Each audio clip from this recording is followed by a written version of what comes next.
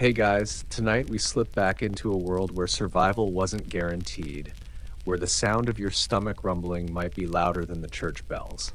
Picture it: winter air, sharp as broken glass, cottages shivering in frost, and inside, peasants like you staring at dwindling sacks of grain. The truth? You probably wouldn't survive this. So before you get comfortable, take a moment to like the video and subscribe, but only if you genuinely enjoy what I do here. And while you're at it, drop your location and the local time in the comments. I always love seeing where and when you're tuning in from. Now, dim the lights and let's ease into tonight's journey together. The first signs arrive quietly, the way a candle flame thins before it gutters. You wake one frosty morning in late January, and for the first time you notice how bare the pantry shelves look. The clay pots that once held grain are lighter now, almost hollow when you lift them. A sack of rye that seemed bottomless in autumn now slouches against the wall like a tired animal. You rub sleep from your eyes and tell yourself there is enough. Enough to carry the family through winter, enough to last until spring. That is what you always tell yourself when you step into the dim granary, when your breath fogs the air, when you sweep frost from the lids of wooden barrels. But this time, your heart feels a small weight of doubt. Outside, the village lies wrapped in a gray hush. Smoke trails from crooked chimneys, but thinner than before. You hear less laughter, fewer songs carried by morning air. In good years, even midwinter has cheer, children throwing snow, men mending tools with steady hands, women gossiping at the well. But now the air feels different, heavier, as though everyone has begun measuring each word, each smile, the way you measure grain. The soil gave poorly last harvest. Too much rain, too early, washing seeds into shallow furrows. Then too little sun, crops stunted, ears of barley light as straw. You remember threshing days in the barn, the flail striking empty stalks, dust rising like ghosts of meals that would never be eaten. Still, you told yourself then that God would provide. You trusted the stores would stretch. Winter would be hard, yes, but not worse than winters before. Now, with February drawing near and food vanishing faster than snow, that hope feels thin. The morning routine is slower these days. You break your fast with a heel of bread, sliced thin enough that your knife almost shaves it transparent. You dip it into hot water seasoned with a pinch of salt, pretending it is broth. The children ask for more, and you smile gently, patting their heads, telling them the next loaf will be larger. But in your own heart, you know it will be smaller still. Hunger makes you cautious, makes you stingy with promises even to yourself. When you step into the cold, the village greets you with silence. Neighbors nod but do not linger. Everyone is guarding strength now, saving words the way they save crumbs. The fields beyond the thatch-roofed cottages lie bare, earth hardened under frost. Nothing stirs except crows pecking at frozen furrows, their black wings flashing in dull sunlight. Once, their cawing was only noise. Now it sounds like laughter at your expense, as if they know food belongs to them, not you. You walk the boundary of your strip of land. The hedges sag with ice, and snow pools in the ruts where cartwheels once rolled. You kneel to touch the earth, frozen solid beneath your palm, as though the world itself has locked its larder against you. The soil feels hostile, but you cannot resent it. It is only sleeping, and you must wait. That is the hardest part. Waiting, while your belly cries for what the ground will not give until summer. In the evenings, you sit by the fire, such as it is. Wood is scarce. You burn twigs, dung, whatever will catch. The flame sputters low, leaving the room more shadow than light. The children huddle close, their eyes wide and glassy in the flicker. You tell them stories, old tales of saints and miracles, of fields of wheat sprouting overnight at a holy man's touch. The children cling to those words the way you cling to scraps of bread. You almost believe them yourself. Almost. Hunger changes the way you see the world. In summer, you pass weeds without noticing. Now you look twice at every tuft of green clinging to frozen ground, wondering if it could be boiled, chewed, swallowed. You eye bark on trees, wondering if it can be scraped, ground, baked into something resembling flour. You know old tales of starving peasants who ate such things, who lived a little longer because of them. You tell yourself it will not come to that. Not yet. Still, you begin to count. Each evening, you count sacks, pots, loaves, handfuls. You stretch the tally in your head like a miser stretching coins. You measure not only what you have, but how long it might last. One loaf shared between 6 mouths. One pot of porridge made thin with water. One salted fish broken into scraps. You begin to see time itself in terms of food. Days become loaves, weeks become sacks, months become harvests. Your dreams turn strange. You dream of feasts, of tables groaning with roasted meats, of bread so thick you cannot finish it. You wake with saliva on your tongue, only to find the dark hut and the thin blanket, your stomach rumbling louder than the wind. Sometimes you dream of fields golden with wheat, but when you reach to gather it, it turns to straw, crumbling between your fingers. These dreams leave you weary, as though hunger follows you even into sleep. By candlelight, you watch your wife mend clothes. The needle pricks in and out with patient rhythm, but she works slower now. Her fingers tremble more, her face thinner in the flicker. You notice her slipping food to the children, pretending she has already eaten. You do not call her out, you simply pretend not to see. That is how families survive, by lies of love, each pretending for the other's sake. Sometimes you hear whispers at the well. Neighbors speak of traveling to nearby villages, of markets where food may still be had, though at high price. Some consider selling tools, even land. Others think of poaching in the Lord's forest, though punishment is harsh. You listen, but you do not add your voice. You know talk is easy when bellies growl, but action is costly.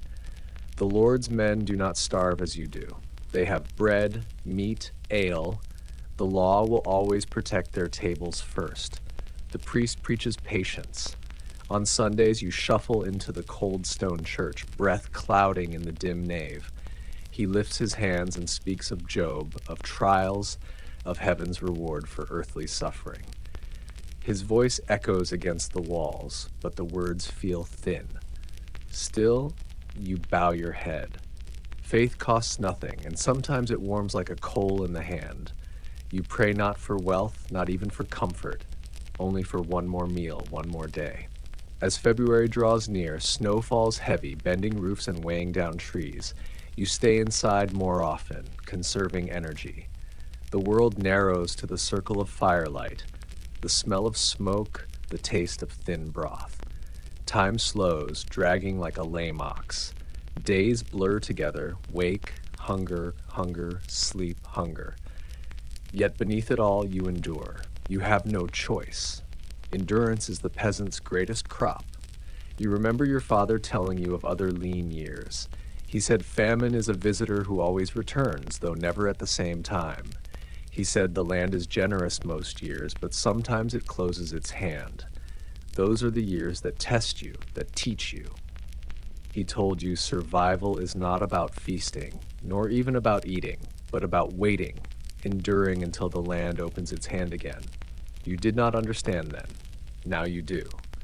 Still, you wonder, how long can waiting last before patience turns to desperation?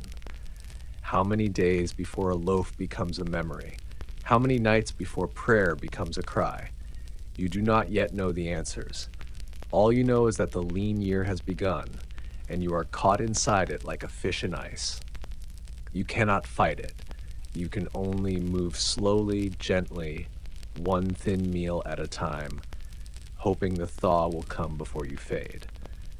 So the year begins, not with feast, not with festival, but with silence and hunger. And you, like every peasant around you, begin the long walk through famine, step by weary step, one breath, one crust, one day at a time. The first time you truly notice the emptiness, it catches you off guard. You've been counting, measuring, telling yourself the sacks of grain would stretch, that the barrels would last until the green shoots returned. But on this morning, when you push open the wooden door to your small granary, a hollow sound answers you. The place echoes in a way it never has before. The room smells of dust and mold, faint remnants of harvest long past. In autumn, it smelled rich, like straw and rye, like earth carried in on boots, like security. Now, when you step inside, the scent is thin, stale, almost bitter. The few sacks that remain slump against the wall, as if ashamed of themselves. Rats have chewed the edges of one, scattering husks across the floor. You bend down, picking a handful of kernels, and let them run through your fingers. They look more precious than silver. You remember when these walls bulged with promise. After threshing, neighbors carried sheaves in on their backs, laughter rolling as high as the rafters. Dust filled the air like golden smoke, and you thought the year would be lean but manageable. Now the laughter has long gone, and the dust lies undisturbed. Each footstep stirs only silence. You press your palm against one of the barrels. The wood is dry, splintering under your touch. You lift the lid and peer inside. The bottom shows faster than expected, a shallow bed of oats clinging like stubborn survivors. You take the scoop and draw some out, filling your small measure, but you feel guilty at how much space the scoop leaves bare. It is like pulling coins from a purse you cannot refill. Your wife stands at the doorway, shawl drawn tight against the cold. She doesn't speak, but her eyes tell you what she feels. She has been stretching meals thinner each day, pretending she's not hungry so the children can eat a little more. She knows as well as you that what remains here is not enough. You weigh options aloud, though you know there are few. Perhaps the neighbors still have a little more, though they guard their stores closely. Perhaps the market 2 villages over might yield some dried beans, though the price will bleed you of coin. Perhaps. The word itself feels thin, like paper that will not bear weight. Later that day, you walk with neighbors to check the common barns. The Lord's steward arrives too, flanked by men with hard eyes and fuller bellies. He carries a ledger, scratching numbers, demanding to know how much remains. He reminds everyone of dues owed, of rents that cannot be postponed. His words sting more sharply now in the cold air with empty bellies, yet no one dares protest. You watch as sacks are weighed, grain measured out for tax, leaving peasants' faces pale as snow. Some mutter under their breath, but none loud enough for punishment. Back at your hut, you sit by the fire, such as it is, and stare at the dwindling pile of food. You realize that hunger is not just a matter of the stomach, it lives in the mind. It is the fear that grips you at night, the constant tallying, the vision of emptiness growing. The granary becomes not just a place of storage, but a mirror of your own weakness. Each time you open its door, you confront your own vulnerability. Still, life must go on. You rise each morning, tend what little needs tending, walk to the well, gather sticks, care for animals if they haven't been sold yet. Yet everything feels different now. Each task is heavier, as though hunger has tied stones to your limbs. When you feed the chickens, you envy them their pecking at stray grains. When you watch the pigs rooting in frozen mud, you wonder if they are faring better than you. One evening, you join neighbors arrive of a larger hut. Conversation drifts to the state of each household. Some admit that they have less than you, others a little more. But the truth is shared. None of you have enough. Someone tells of a family in the next village who already grind acorns into flour, bitter though it tastes. Another says they've heard of bark being scraped, boiled, eaten like porridge. You shiver at the thought, but say nothing. The children sense it too. They grow quieter, their games less lively. Instead of chasing each other outside, they sit by the hearth, eyes dull, stomachs rumbling. They ask questions you cannot answer. When will the bread be thick again? When will meat return to the pot? You stroke their hair and say, soon, though your heart knows otherwise. Even the animals notice. The dog whines more, scratching near the table, smelling the emptiness of bowls. You scold him gently, not out of anger, but out of sorrow. There is nothing to give. Hunger stretches beyond the human, touching every living creature in the village. Birds squabble harder at crumbs, and cats slink nearer to kitchens. The world itself seems to crouch in want. At night, dreams return. You dream of feasts so vivid you wake licking your lips, only to find your mouth dry as dust. You dream of the granary filled again, bursting with sacks and barrels, only to wake and remember the echoing hollow. Dreams, once a refuge, have become another form of hunger. Some evenings, when you gather with neighbors, one or two break into songs, old folk tunes meant to lighten spirits. The voices are thinner than before, but still they rise, fragile as cobwebs. You join in not because you feel joy, but because you must keep despair at bay. Despair is worse than hunger. Despair eats the will. And so the days creep forward. The granaries echo more, the shelves sag with nothing, the sacks crumple like old skin. You walk into that space less often now because each visit hurts. Better to pretend there is still something left. Better to delay the reckoning. But you know the truth, as every peasant knows it. The empty granaries mean the worst is only just beginning. You notice it first in the sound of the pot. In good years, when grain is plentiful, porridge cooks thick and hearty. The spoon scrapes against resistance, each stir heavy, promising substance. Now, when your wife stirs the pot, the sound is different, thin, watery, almost hollow. The spoon slides through too easily, circling without effort. It is a sound that speaks of hunger. Meals shrink gradually, so gradually you almost fool yourself. One day the bread slices are cut just a finger narrower. Another day the broth holds more water and fewer beans. At first you tell yourself it is only for today, that tomorrow will be better. But tomorrow never brings more. Each tomorrow brings less. The children complain at first. They push bowls back, asking why the porridge is so thin, why there is no meat, why the bread tastes stale. You hush them gently, reminding them to be grateful for what remains.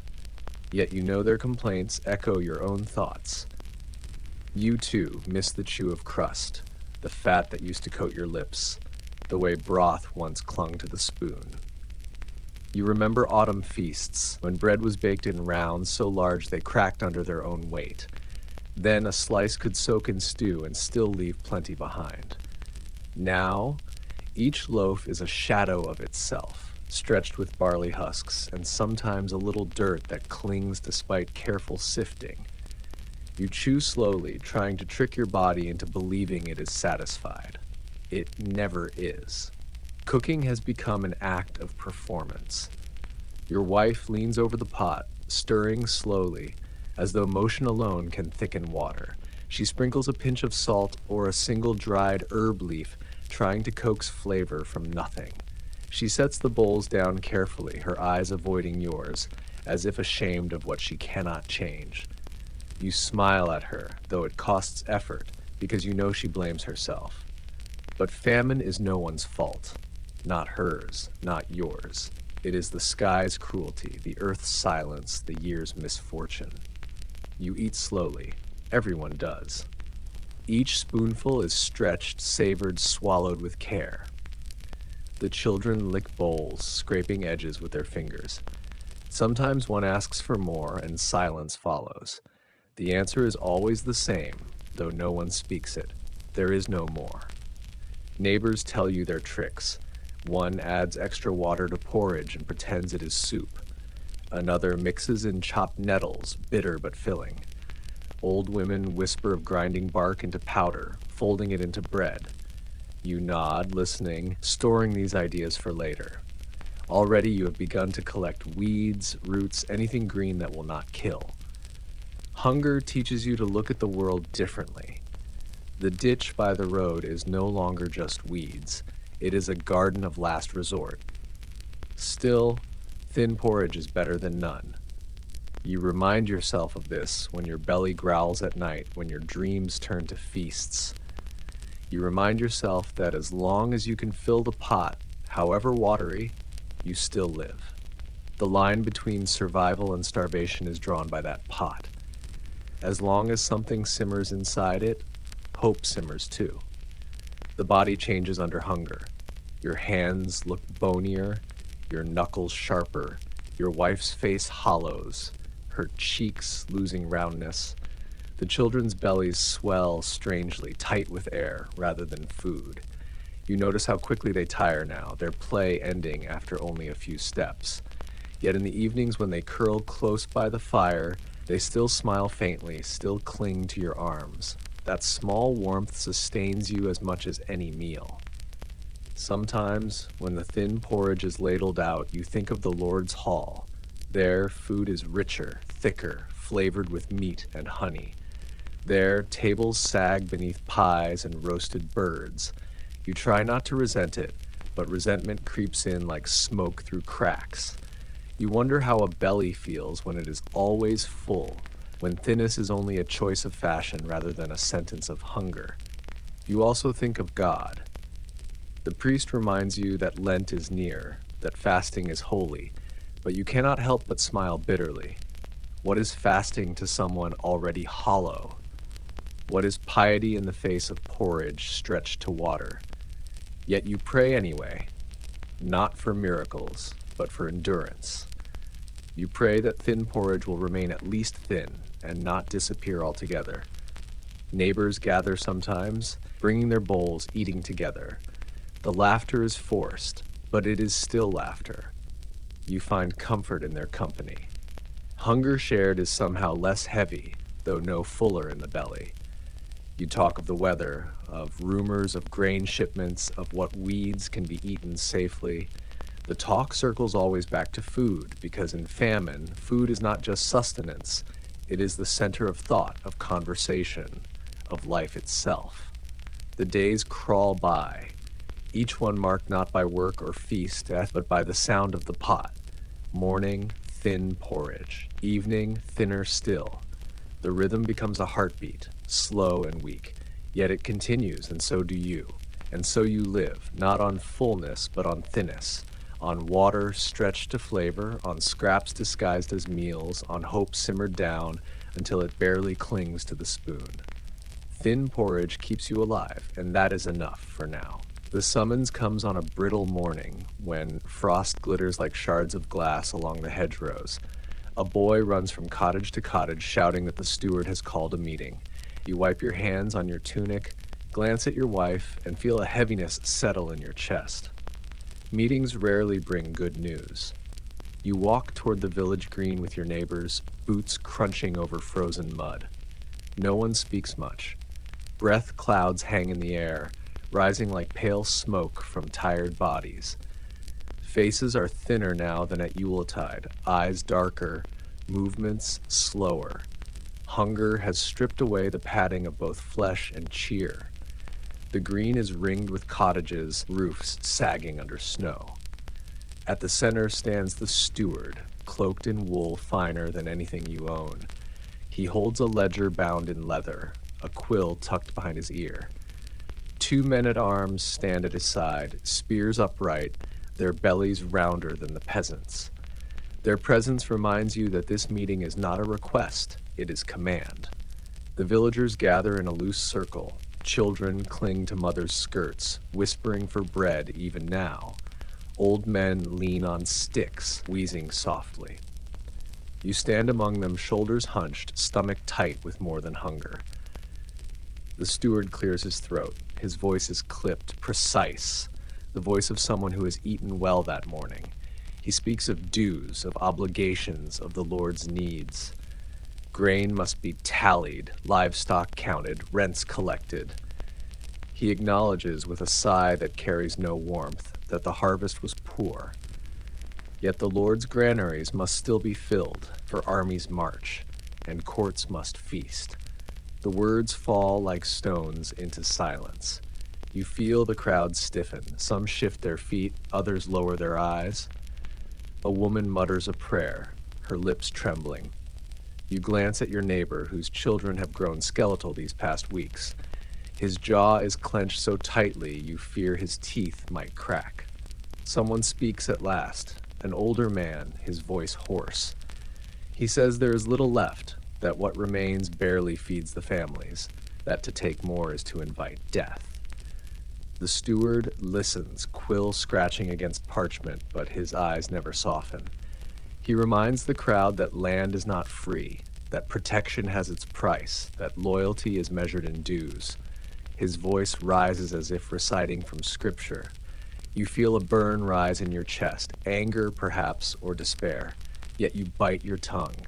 You know the punishment for speaking too boldly. You know the steward's men watch closely, hands ready on spear shafts. The tally begins. Families step forward, one by one, declaring what they have. The steward notes numbers, occasionally frowning, occasionally nodding. Some bring sacks to prove their words, others bring only empty hands.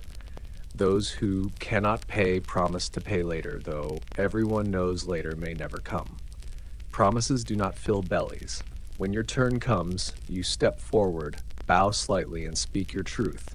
The granary is nearly bare, the sacks slumped, the barrels shallow. The steward marks his page without expression. He assigns your due anyway, less than last year, but still more than you can spare. You nod, though your stomach twists, knowing each kernel taken from your family will weigh like stone. When the tally ends, the steward gives final words. He speaks of patience, of duty, of trust in the Lord's wisdom. His cloak sways as he turns, his boots crunch across the snow, and soon he is gone. The men-at-arms follow, their spears glinting, leaving only the villagers in their silence. The silence breaks slowly. Voices rise, hushed at first, then sharper. Some curse under breath, others wring hands, some stare blankly as though already defeated. A woman begins to weep, her tears freezing on her cheeks. A young man mutters of rebellion, of refusing the steward's demand, but an elder hushes him quickly. The memory of gallows is too near. You walk home with your neighbors. Steps heavy. No one looks at one another. The meeting has left its mark like frostbite, silent, cold, gnawing deep. You glance up at the sky, at clouds rolling gray, and wonder how it is that the heavens can remain so distant when hunger drags you down. That evening, around the fire, your wife asks what was said. You recount the steward's words, the tally, the demand. She closes her eyes and presses her lips together. Neither of you speak for a long while. The children watch, sensing tension, though too tired to ask questions. The pot simmers thinly as always, and the smell of watery oats fills the room. You eat in silence.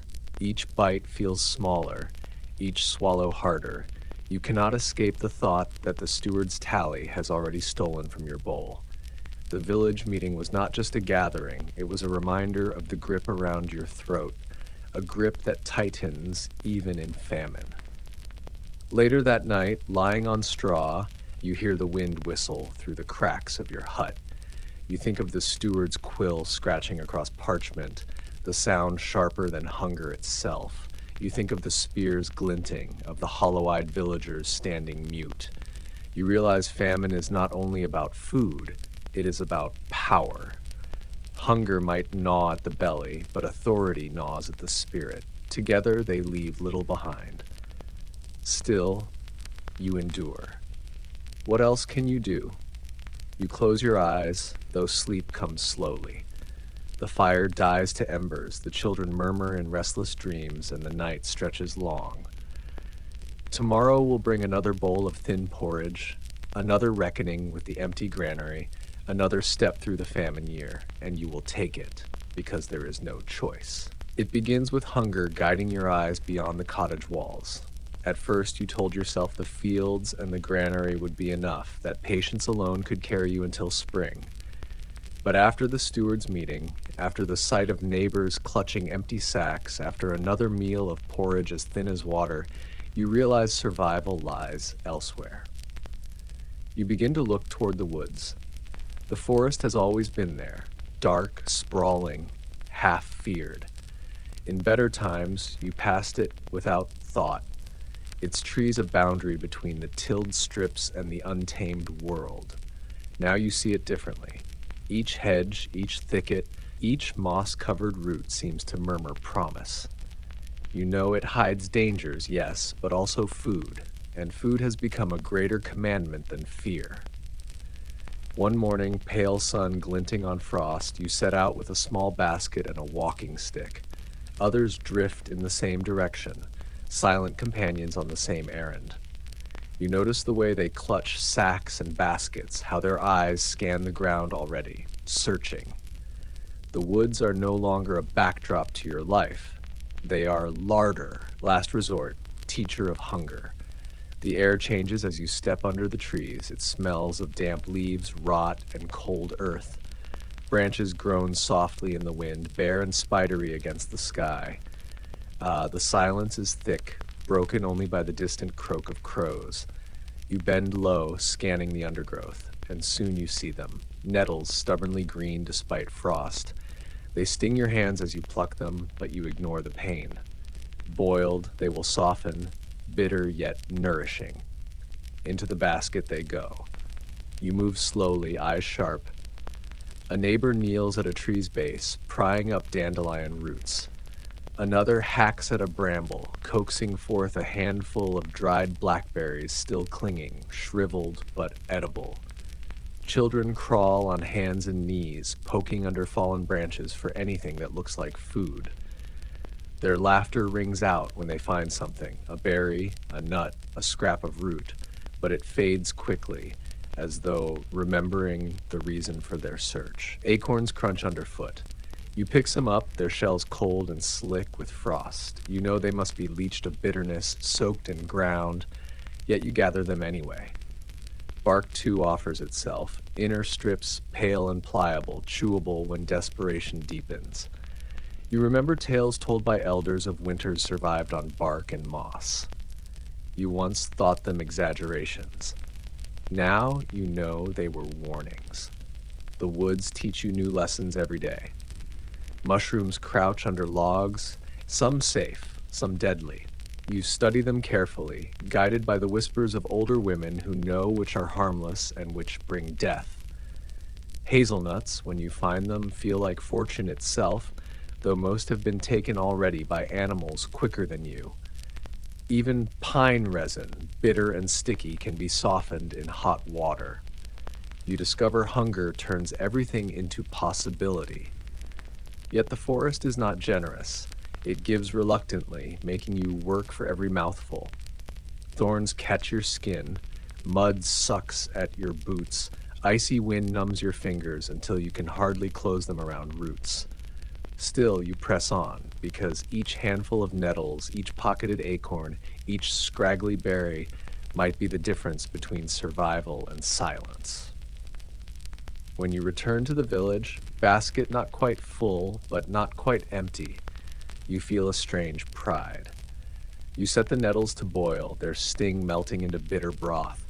The children wrinkle their noses, but they eat. You chew slowly, pretending to savor, and tell them it will make them strong. Deep inside, you know strength is not in the nettles, but in the act of enduring them. Evenings bring talk of what others have found. Someone discovered wild garlic by the stream.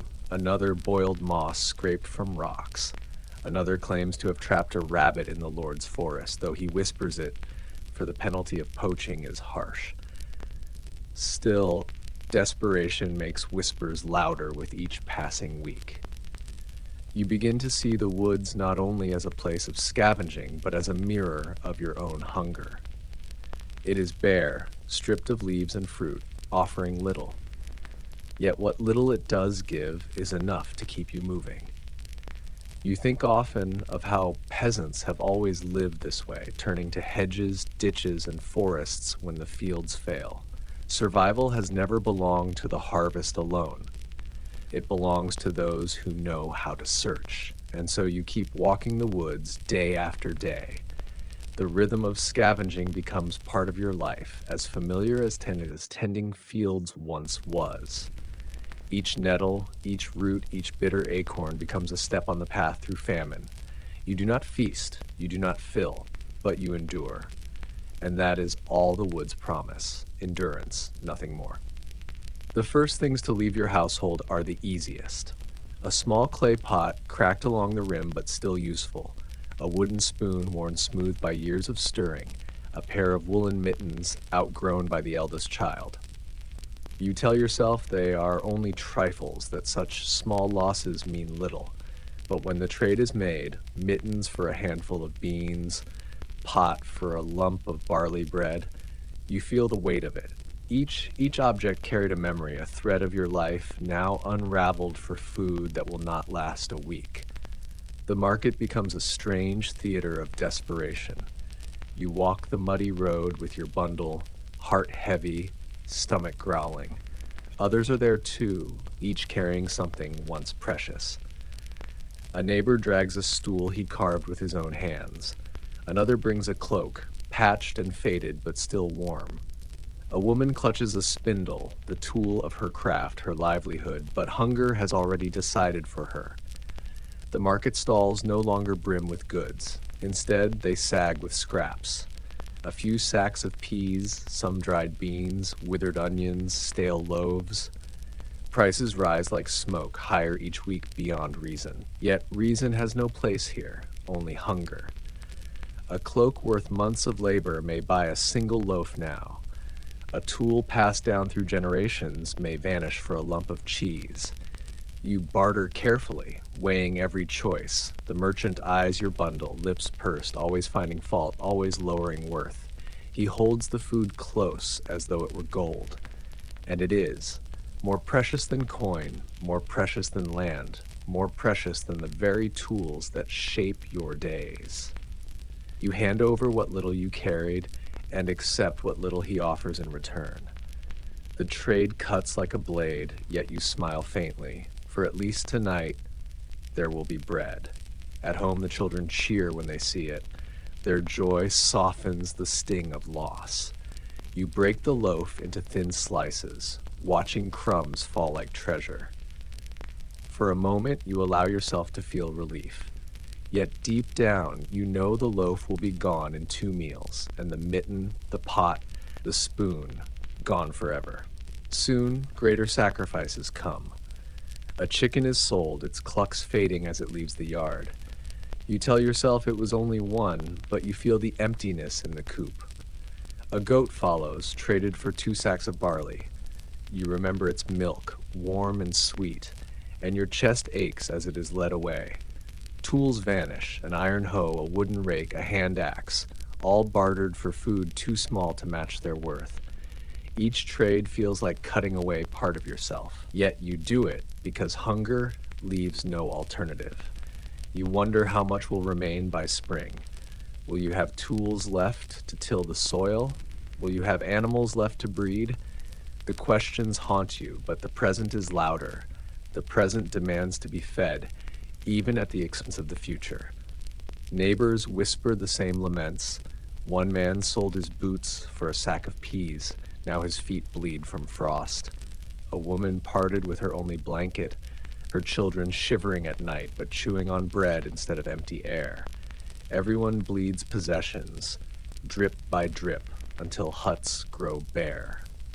The village becomes a place of hollowed homes, stripped of comfort, filled with hunger and silence. And yet in these trades, a strange kind of community forms. Sometimes neighbors barter with one another rather than merchants. A spindle for a loaf, a cloak for a pot, a jug for a handful of beans. These trades feel gentler, kinder, as though the act itself carries shared pain. You find yourself swapping a small knife for a sack of nettles gathered in the woods. The knife had been useful once, but the nettles keep your children alive another night. You thank your neighbor with eyes more than words. There are things you will not part with. Not yet. The axe your father gave you, the beads your wife's mother strung, the small wooden cross above the bed. These you hold close, whispering that they are untouchable. Yet famine has a way of whispering back. Someday it may ask for even these. You pray that day will not come, but you know better than to trust prayers alone. Even the church feels the weight. Parishioners bring chalices, candlesticks, offerings to the altar, pleading for food in return. Sometimes the priest gives bread, sometimes only blessings. You kneel, watching silver vanish into the sacristy, thinking how hunger strips not only cottages but sanctuaries too. Faith cannot be eaten, though it sustains in other ways. Still, bread weighs heavier than prayers when children cry. And so the famine teaches its cruel lesson. Survival is not only about gathering what the earth offers, it is about surrender, about letting go of what you thought you needed, what you thought you would never part with. You trade memory for a meal, comfort for a crust, hope for a handful. Each transaction writes another line of the story carved into your bones, the story of endurance at any cost. When you lie awake at night, staring at the rafters, you wonder what will be left of your household when this famine passes. Will your walls stand bare, your tools gone, your animals vanished? Will you be left with nothing but scars and stories? Perhaps. But then you turn your face toward your children, curled beside the hearth, bellies filled for this night at least. You reach for your wife's hand in the dark, and you remind yourself that possessions can be lost, but breath and life still remain. And as long as they remain, you have not given up everything. The year turns, and with it comes Lent. In other times, Lent is a season of discipline, of humbling the flesh, of stepping back from meat and fat so the soul might grow nearer to God. But this year, when the famine already grips every belly, Lent feels less like devotion and more like mockery. What fasting can mean to a body that has already been emptied by winter. On the first day, the priest sprinkles ashes on your brow. His hand trembles slightly as he traces the sign of the cross, whispering, "Remember, man, that thou art dust, and unto dust thou shalt return." The words are meant to be holy, a reminder of mortality. But this year, they feel cruel. Dust already coats your tongue when you wake, your stomach gnaws like a beast inside you, and the children's ribs show beneath thin tunics. You do not need reminding of frailty. You live in it daily. Still, tradition binds as tightly as hunger. Villagers gather in the cold church, their breaths clouding in the dim light. Candles burn low, the wax dripping like tears. The priest speaks of endurance, of joining Christ in suffering, of sharing his fast in the wilderness. Some bow their heads with reverence. Others glance sideways, eyes dull, mouths tight, wondering what fasting can mean when there is almost nothing left to give up. At home, meals shrink further, not from choice, but from necessity. No meat passes your lips, though you have tasted none in months. Fat is a memory, butter a dream, eggs a rumor. Porridge grows thinner still, seasoned only with a pinch of salt or a scrap of dried herb. Bread, when you have it, is made coarse with husks, so rough it scrapes the throat. Water is your constant companion, filling where food cannot. The children do not understand Lent. They ask why their bowls are so empty, why the priest speaks of sacrifice when their stomachs already ache. You hush them gently, stroking their hair, telling them God is testing the village, that reward will come. Inside, you wonder if even heaven has bread enough for them. Each day of Lent feels endless. Work slows. Weakened bodies stumble at tasks that once were simple. Hauling water from the well feels like carrying stone. Gathering firewood leaves you gasping. Neighbors collapse in the fields, rising again only with help. Yet chores must continue. Animals still need tending, roofs still leak, children still cry. Hunger does not excuse life, it only makes life harder. Rumors drift like smoke from other villages. Some say townsfolk rioted, breaking into granaries, demanding bread from merchants who hoard it.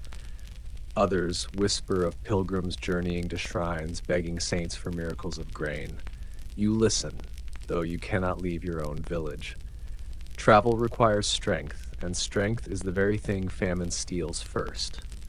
The priest preaches more fiercely now, his voice rising in the cold nave. He says, famine is a trial, that heaven watches, that endurance will be rewarded. He urges charity, though you know few have anything left to give. Still, on some nights you see neighbors sharing scraps, a crust split between two families, a handful of nettles divided among children. Such gestures shine like candles in the dark, fragile but real. Hunger also brings quarrels. Some accuse others of hoarding, of hiding grain in secret pits. A family is caught stealing from a neighbor's store, and whispers ripple through the village.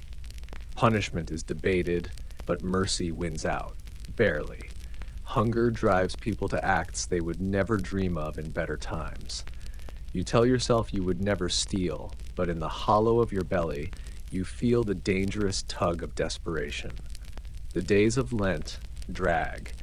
Each one feels longer than the last, time itself slowing as though weighed down by emptiness. Nights bring dreams of food so vivid you wake licking your lips, ashamed when your tongue tastes only dust. The hunger season is not only a test of body but of mind. It presses thoughts into strange shapes, turning prayers into pleas, turning patience into despair. Yet still, you endure. You rise each morning, you gather nettles, you boil bark, you sip thin broth, you pray. You comfort children with stories of saints who endured worse, of miracles that came when all seemed lost. You remind yourself quietly that every day survived is one day closer to spring. And so the hunger season passes, not with triumph, not with joy, but with endurance. Fasting, once an act of choice, has become your daily life. Lent, once a holy discipline, has merged with famine into one long season of emptiness. You mark each day with a cross on the wall, watching them accumulate like wounds. The weeks crawl forward, and you with them, weak but unbroken, waiting for the earth to open her hand again. Begins with the smell, or at least the memory of it. In dreams, you catch the scent of fresh loaves sliding from the village oven, thick, yeasty steam rising into the air, crusts crackling as they cool. The smell clings so vividly that when you wake, you swear the hut must be filled with it. But all that greets you is the cold tang of smoke from the dying fire, and the faint sourness of nettle broth, still clinging to the pot. Hunger claims the night as much as the day. You close your eyes to escape, but famine follows, weaving its way into your dreams. Bread is always there. Bread so thick it breaks beneath your hands. Bread you cannot finish no matter how much you eat. Sometimes it is coarse rye, sometimes soft white wheat, sometimes sweetened with honey. You chew and chew in dreams, but no matter how much you swallow, you wake with an emptiness deeper than before. The children dream too. They murmur in their sleep, words slurred but familiar. Milk, apples, butter. You hear them whimper softly, their small hands twitching as if reaching for food that never arrives.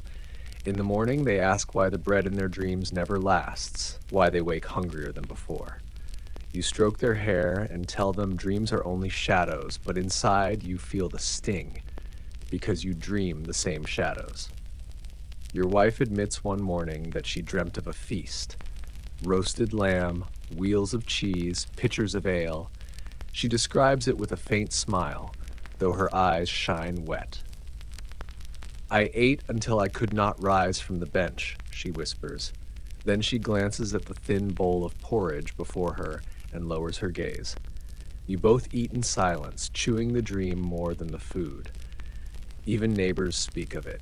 Around the fire, men and women confess they see loaves in their sleep, or steaming bowls of stew, or pies stuffed with meat and onions.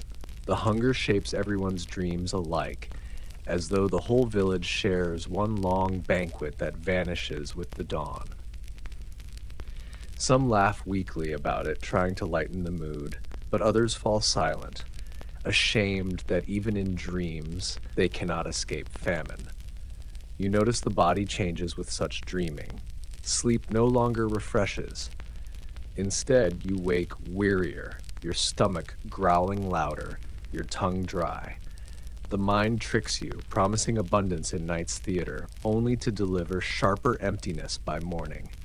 It feels almost cruel, as though even your own thoughts have turned against you.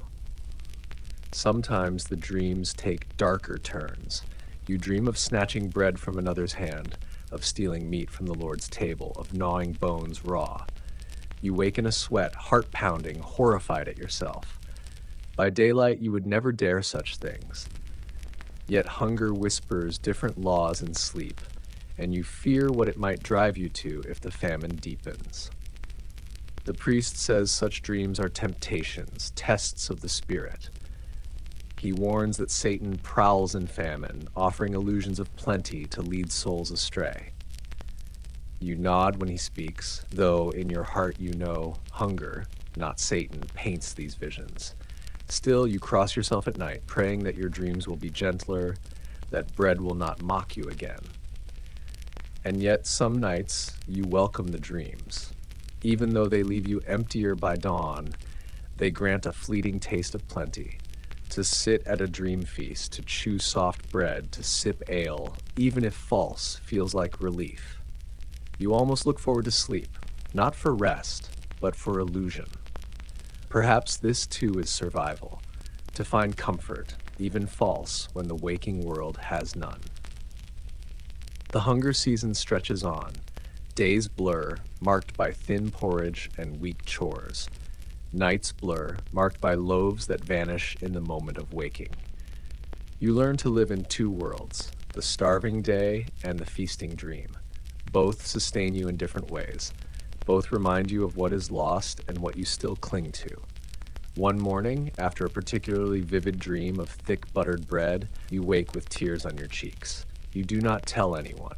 Instead, you rise, stoke the fire, and set water to boil for another round of nettle broth. The smell of boiling greens fills the hut, sharp and bitter. You breathe it in, telling yourself that though it is no dream feast, it is real. And reality, however thin, is what keeps you alive. You first notice it in your legs. Once you could walk the length of the fields with a steady stride, carrying a sack of grain on your back, whistling as you went. Now, when you rise from the bench by the fire, your knees tremble. A short walk to the well leaves your breath ragged, your chest burning. Hunger has seeped into your limbs, hollowing them out, making them strangers to you. Every task demands more than it should. Fetching water is no longer a chore, but a trial. The bucket feels twice its weight, the rope thrice as long. You grip the wooden handle so hard your knuckles blanch, your arms shaking with effort. By the time you reach your hut again, sweat beads your brow despite the cold. You sit heavily, the bucket sloshing, and wonder how something so simple has grown so immense. Chopping wood is worse. The axe feels unbalanced in your hands, heavier at the head, lighter in your grip. You raise it, swing, and feel the jolt travel up your thin arms. The log splits reluctantly as though mocking your weakness. You pause after each strike, panting, the world spinning slightly around you. The pile of chopped wood grows slowly, smaller than it once did, but enough to keep the hearth from dying. Even tending the fire becomes a strain. You kneel to poke at the embers, and your head swims, dark spots flashing in your eyes. You steady yourself on the hearth, breathing slow, waiting for the dizziness to pass. Hunger makes you fragile, a reed bending in every gust. The children feel it too. Their games falter. Instead of running through the snow, they sit huddled, too weary to chase or laugh. Their voices are soft, their movements sluggish. You watch them with worry, though you force a smile when they look your way. Children should not know such heaviness. Yet famine makes no distinction between old and young. Neighbors complain of the same. You hear one man mutter that he cannot lift his plow without help, another that he fell in the field and lay there until his son came. Women confess they faint at the well, their heads spinning, their hands trembling when they knead what little dough remains. Everyone is thinner now, faces sharp, eyes hollow, voices quieter. The whole village seems to move in slow motion, as though the air itself is thick. Illness creeps in. Weakness opens doors to fevers, coughs, chills. A neighbor's child dies after a simple cold grows fierce in his frail body. You hear the wails in the night, drifting over the thatched roofs. The priest tolls the bell in the morning, its sound flat and heavy. The village buries another small bundle of cloth in the frozen ground. Each burial deepens the silence of those still living. Even prayer feels harder. Kneeling in church makes your head spin. Rising again leaves your legs shaking. The priest's voice seems to echo from a distance, his words muffled by the constant gnawing in your stomach. You try to focus on heaven, but hunger drags your thoughts earthward to loaves and bowls and pots. Yet, despite weakness, life does not stop. Animals must still be tended, paths must still be cleared, small repairs must still be made. You force yourself through each task, step by weary step, because to stop entirely is to surrender.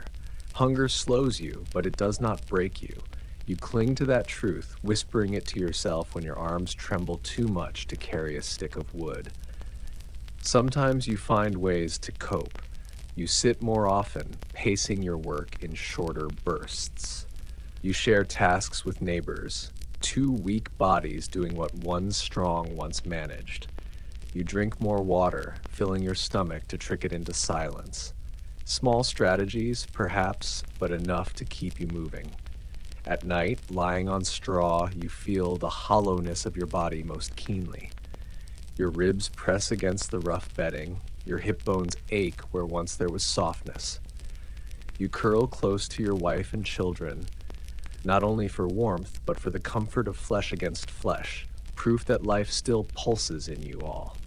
You think of years past when strength was taken for granted, how careless you once were with bread, how casually you poured milk, how easily you strode the fields. Now each step, each swallow, each breath is a victory. Weakness has taught you to value what once seemed small.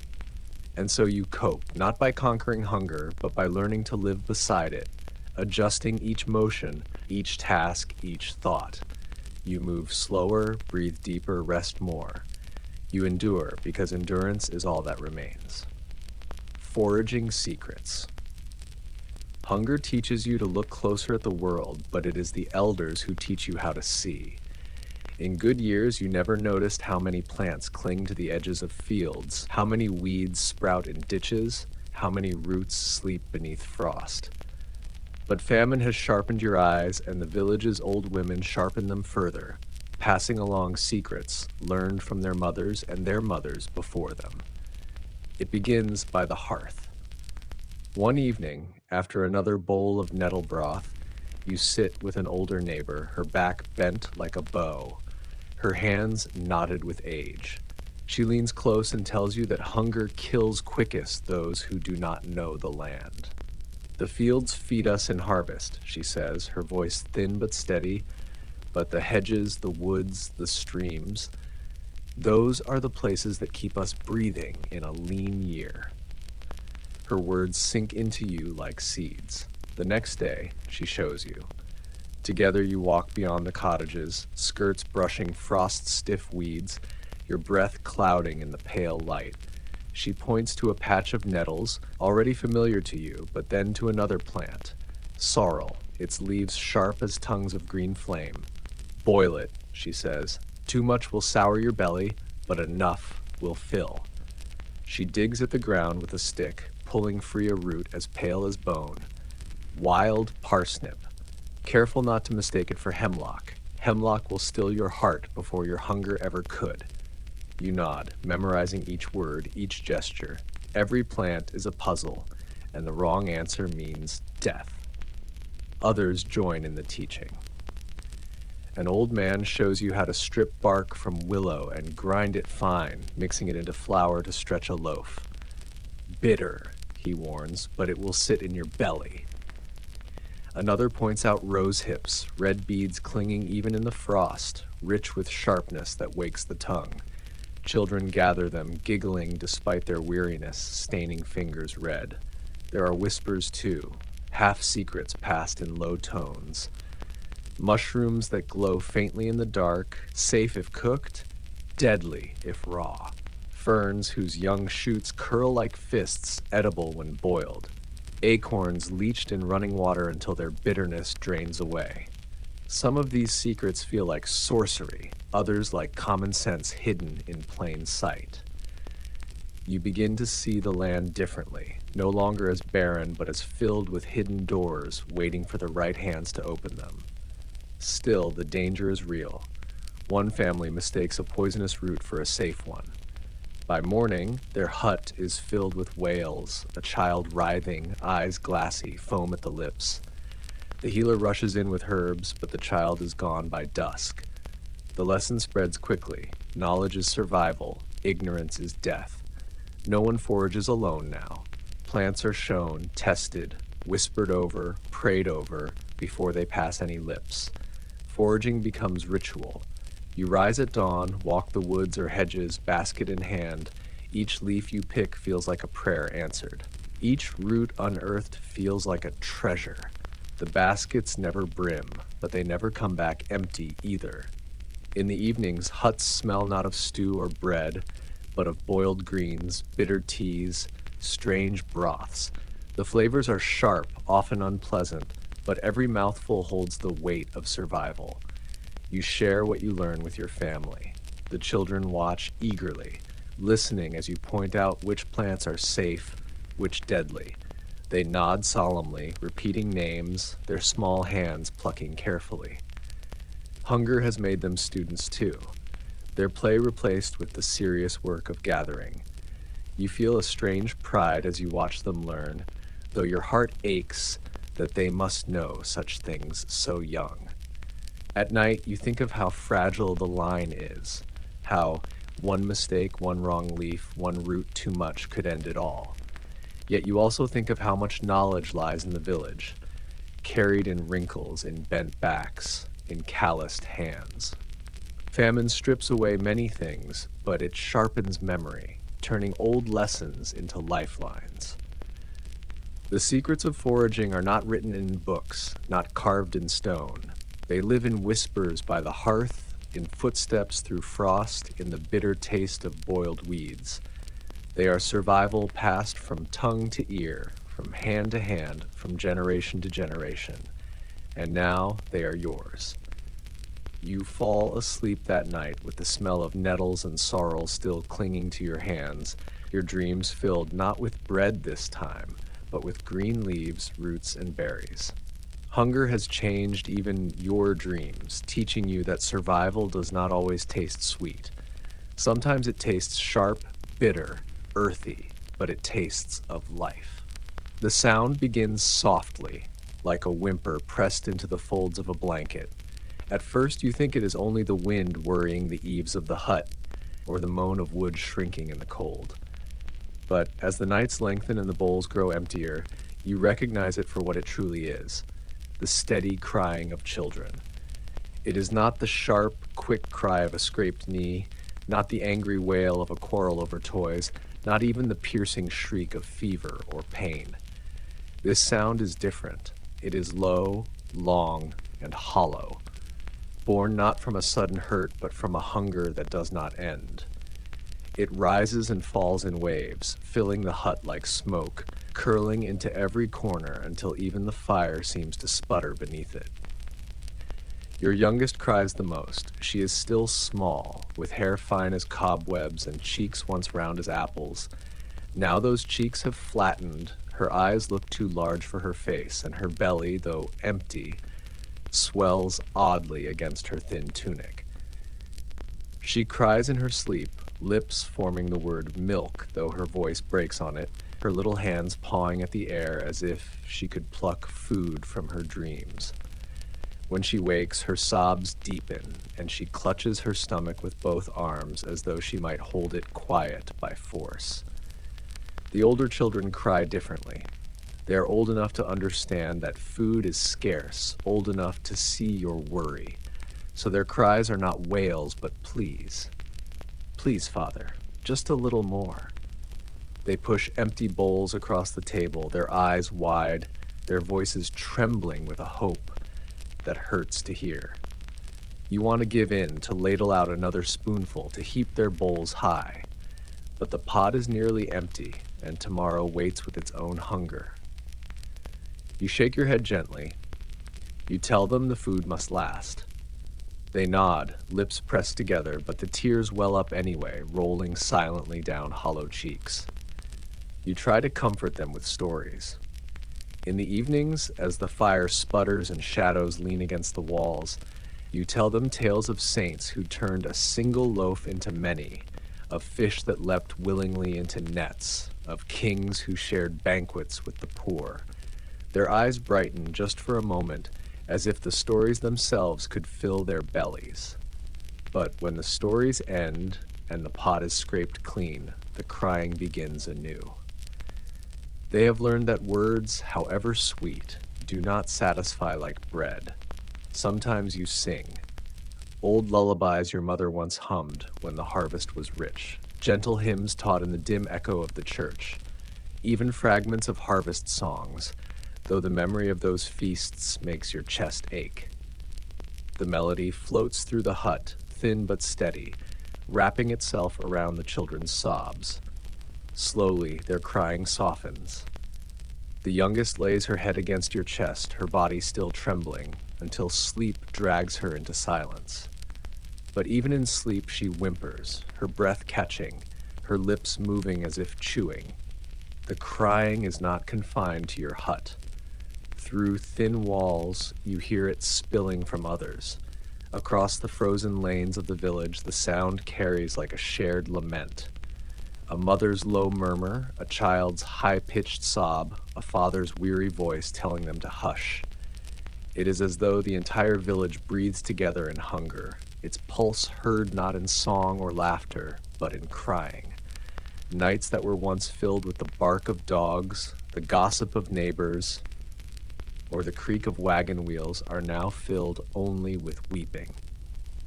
The worst moments are not when the crying is loud, but when it stops. When a child falls silent not because they are comforted, but because they are too weak to cry anymore. Those silences terrify you.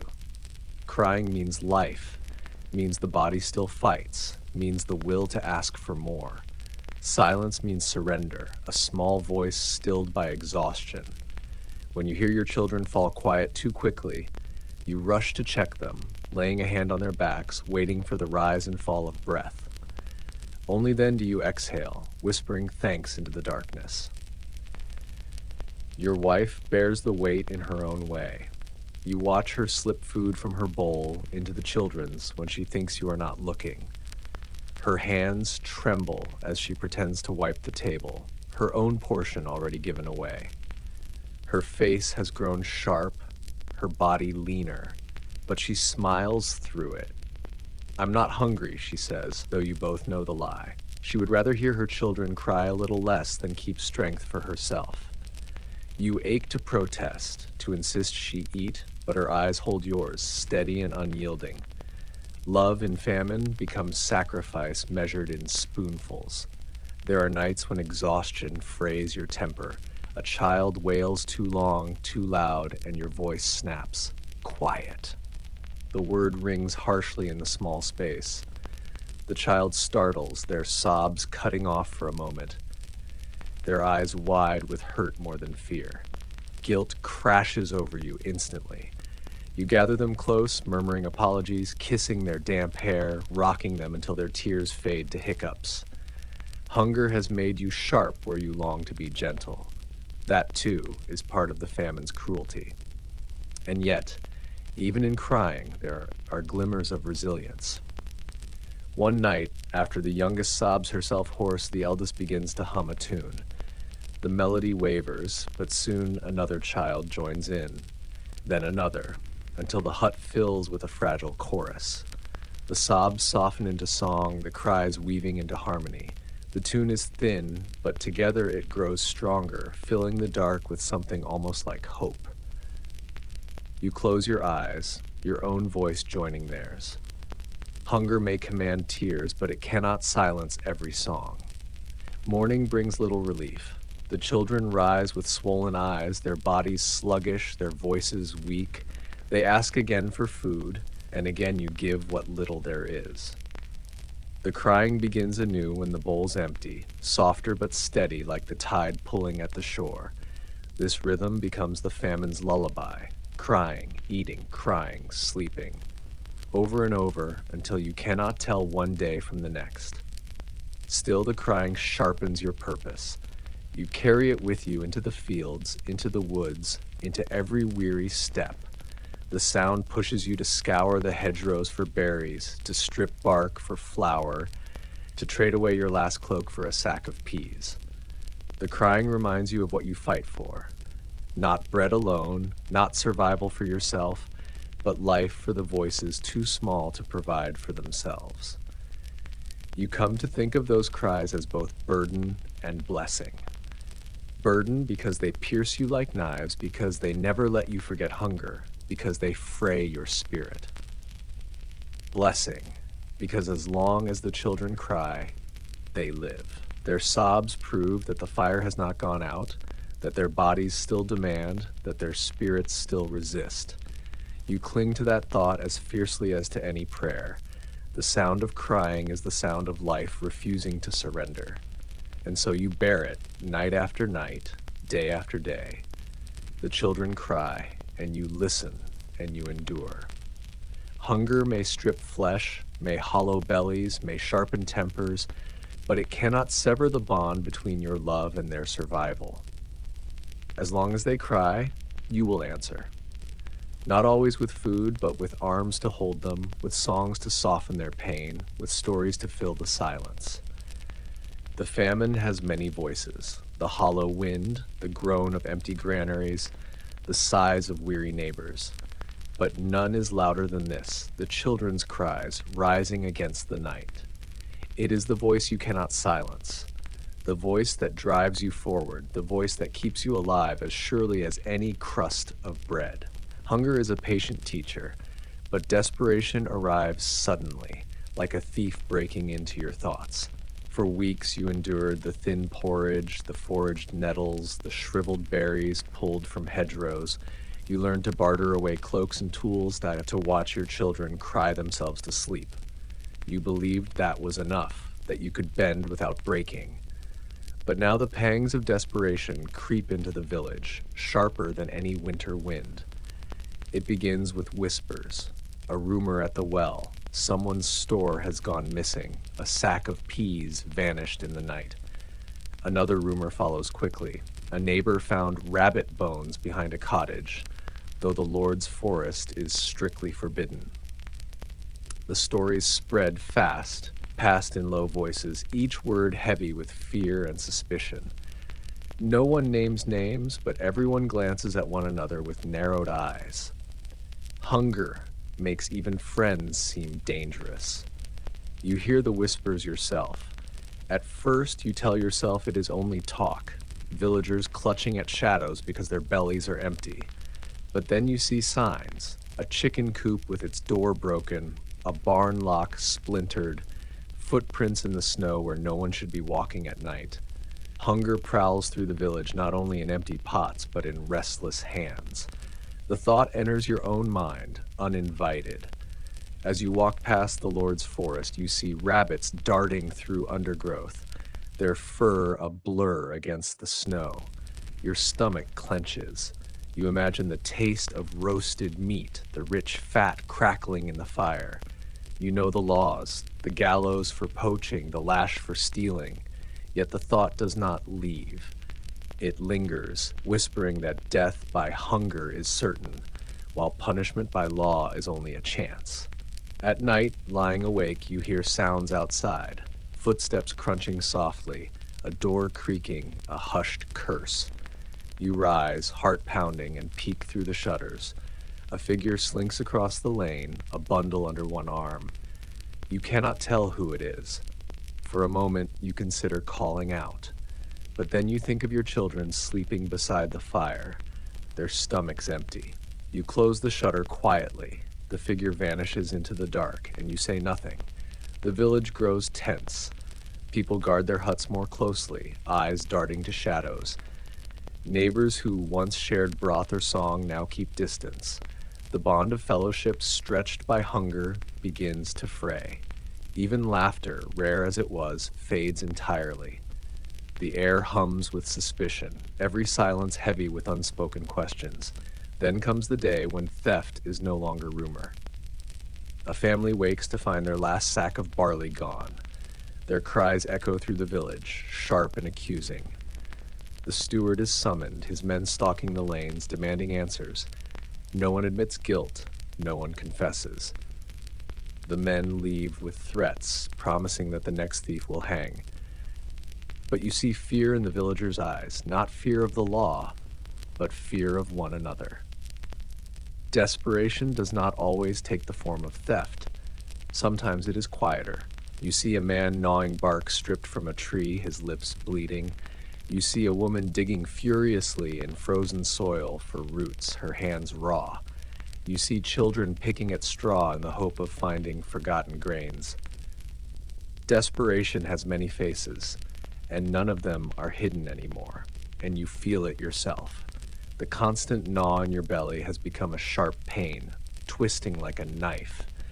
Your body trembles at odd times. Your vision blurs when you rise too quickly. You find yourself eyeing the dog by the hearth differently, not as a companion, but as a source of meat. You hate yourself for the thought, but it comes back again and again. Hunger erodes not only flesh, but also the boundaries of what you once believed unthinkable. Your wife notices your silence. She asks what you are thinking, and you shake your head, unwilling to speak the truth aloud. Yet she knows. Her eyes are hollow but steady. "We will not shame ourselves," she whispers, as though answering the thought before you can voice it. But her voice trembles, betraying doubt. In church, the priest preaches more sternly than ever. He warns against theft, against envy, against temptation. His voice rings in the cold stone nave, echoing harshly. Yet even as he speaks, you see the way his gaze flickers toward the granary keys hanging at his belt, the bread hidden in the sacristy. Faith may steady the soul, but hunger gnaws at even holy hands. Some nights, neighbors gather to discuss what can be done. They speak of pooling what remains, of guarding barns together, of taking turns at watch. Others scoff, muttering that sharing only means starving together. The arguments grow sharper, louder, until the meetings dissolve in silence. Hunger has made unity fragile, easily splintered by suspicion. Still, not every act is selfish. One evening, your neighbor brings a scrap of rabbit meat, whispering that he trapped it near the forest. He shares it with your family, though it leaves little for his own. You eat it slowly, savoring every bite, your eyes meeting his in silent gratitude. Desperation can drive cruelty, yes, but it can also carve out unexpected generosity. The famine tests not only the body, but the heart. And so you walk the line daily, teetering between law and survival, between despair and hope. You resist the pangs as best you can, filling your belly with nettles and broth out, distracting yourself with work, clinging to prayer. But the hunger never sleeps. It presses you with visions of rabbits in snares, of neighbors' stores unguarded, of bread rising high from stolen flour. You push those visions away, yet they return. The pangs of desperation are not only in your stomach, they live in your mind, in your heart, in the air between you and your neighbors. They whisper that survival demands more than endurance, that it demands risk, that it demands sacrifice of law, of trust, of conscience. You fight them with every breath, but you know the truth. Famine is not endured by patience alone. It tempts, it tests, it bends even the strongest until they must choose between hunger and sin.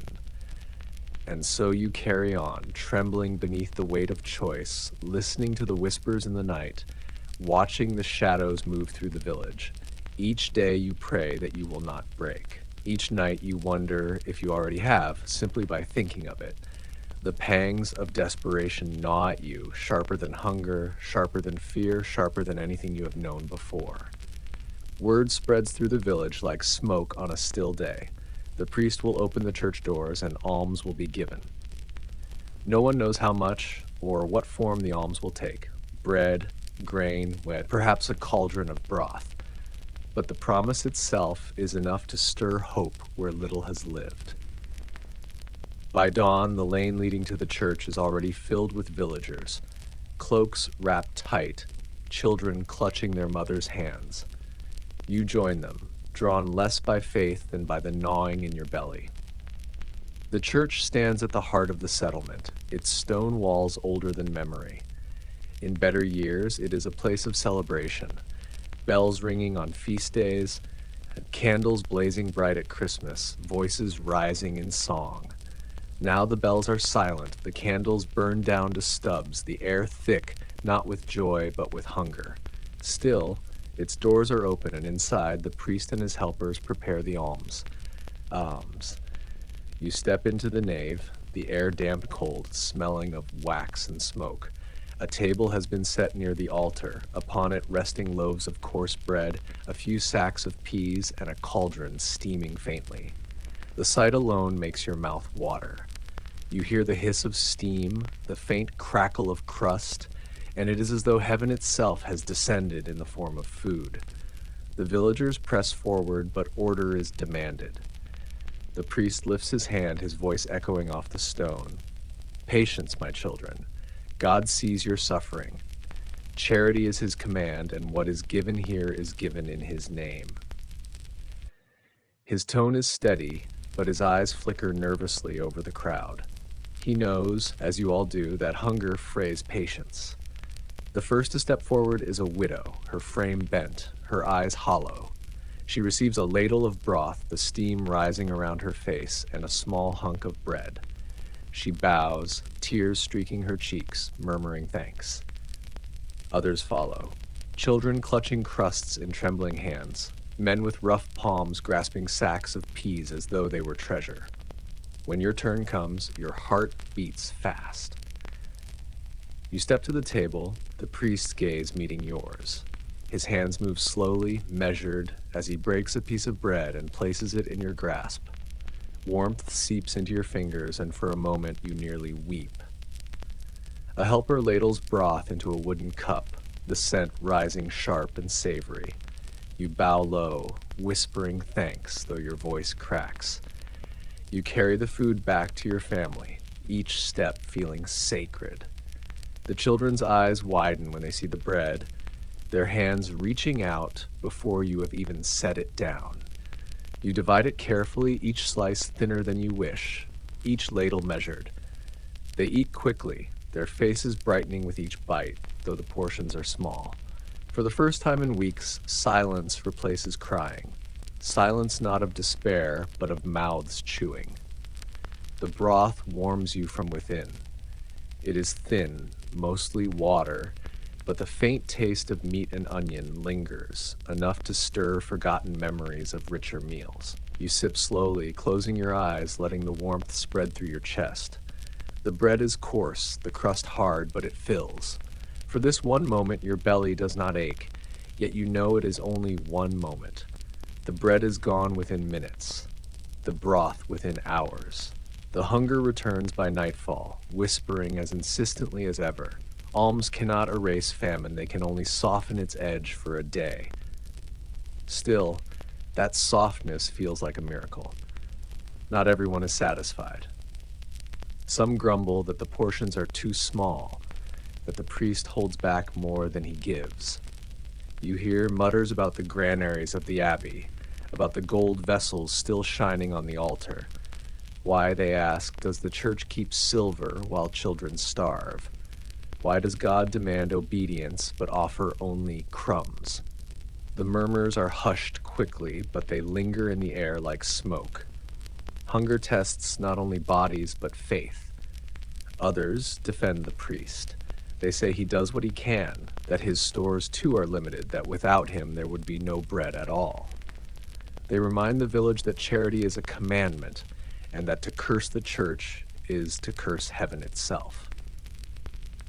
Their words carry weight, but you see doubt in their eyes too. Faith may comfort, but it does not fill bellies. Days pass, and more alms are given, though never enough. Each distribution draws crowds, the weak leaning on sticks, the sick carried by kin. The line stretches longer each time, faces more gaunt, voices more desperate. Some faint before reaching the table, their bodies too frail to wait. The helpers lift them gently, pressing bread into their hands. You wonder how long the supplies will last, and what will happen when they are gone. You notice the children have begun to mark time, not by the sun or the church bells, but by the days of almsgiving. Tomorrow, they whisper, we will have bread again. Their hope is fragile, but it keeps them quiet when the night grows long. You cling to it too, though you know the bread is never enough, and yet you feel gratitude. However small the portion, however fleeting the relief, the alms remind you that survival is not borne by families alone. The village endures together, each face in the line sharing the same hunger, each hand reaching for the same bread. In famine, even crumbs bind people like cords. At night, when you kneel in prayer, you thank God not only for the bread, but for the hands that gave it. You thank him that your children for one night did not cry themselves to sleep. And though hunger still crouches in your belly, you feel a warmth deeper than broth, a warmth born of knowing that even in the harshest season, mercy has not vanished entirely. Hunger weakens quietly. It is not only the stomach that suffers, but the whole body, each part losing its strength little by little. At first, you tell yourself it is only weariness. The chores take longer, the walk to the well leaves you breathless, the children nap more often. But then, the coughs begin, soft at first, then sharper, rattling in chests already thin.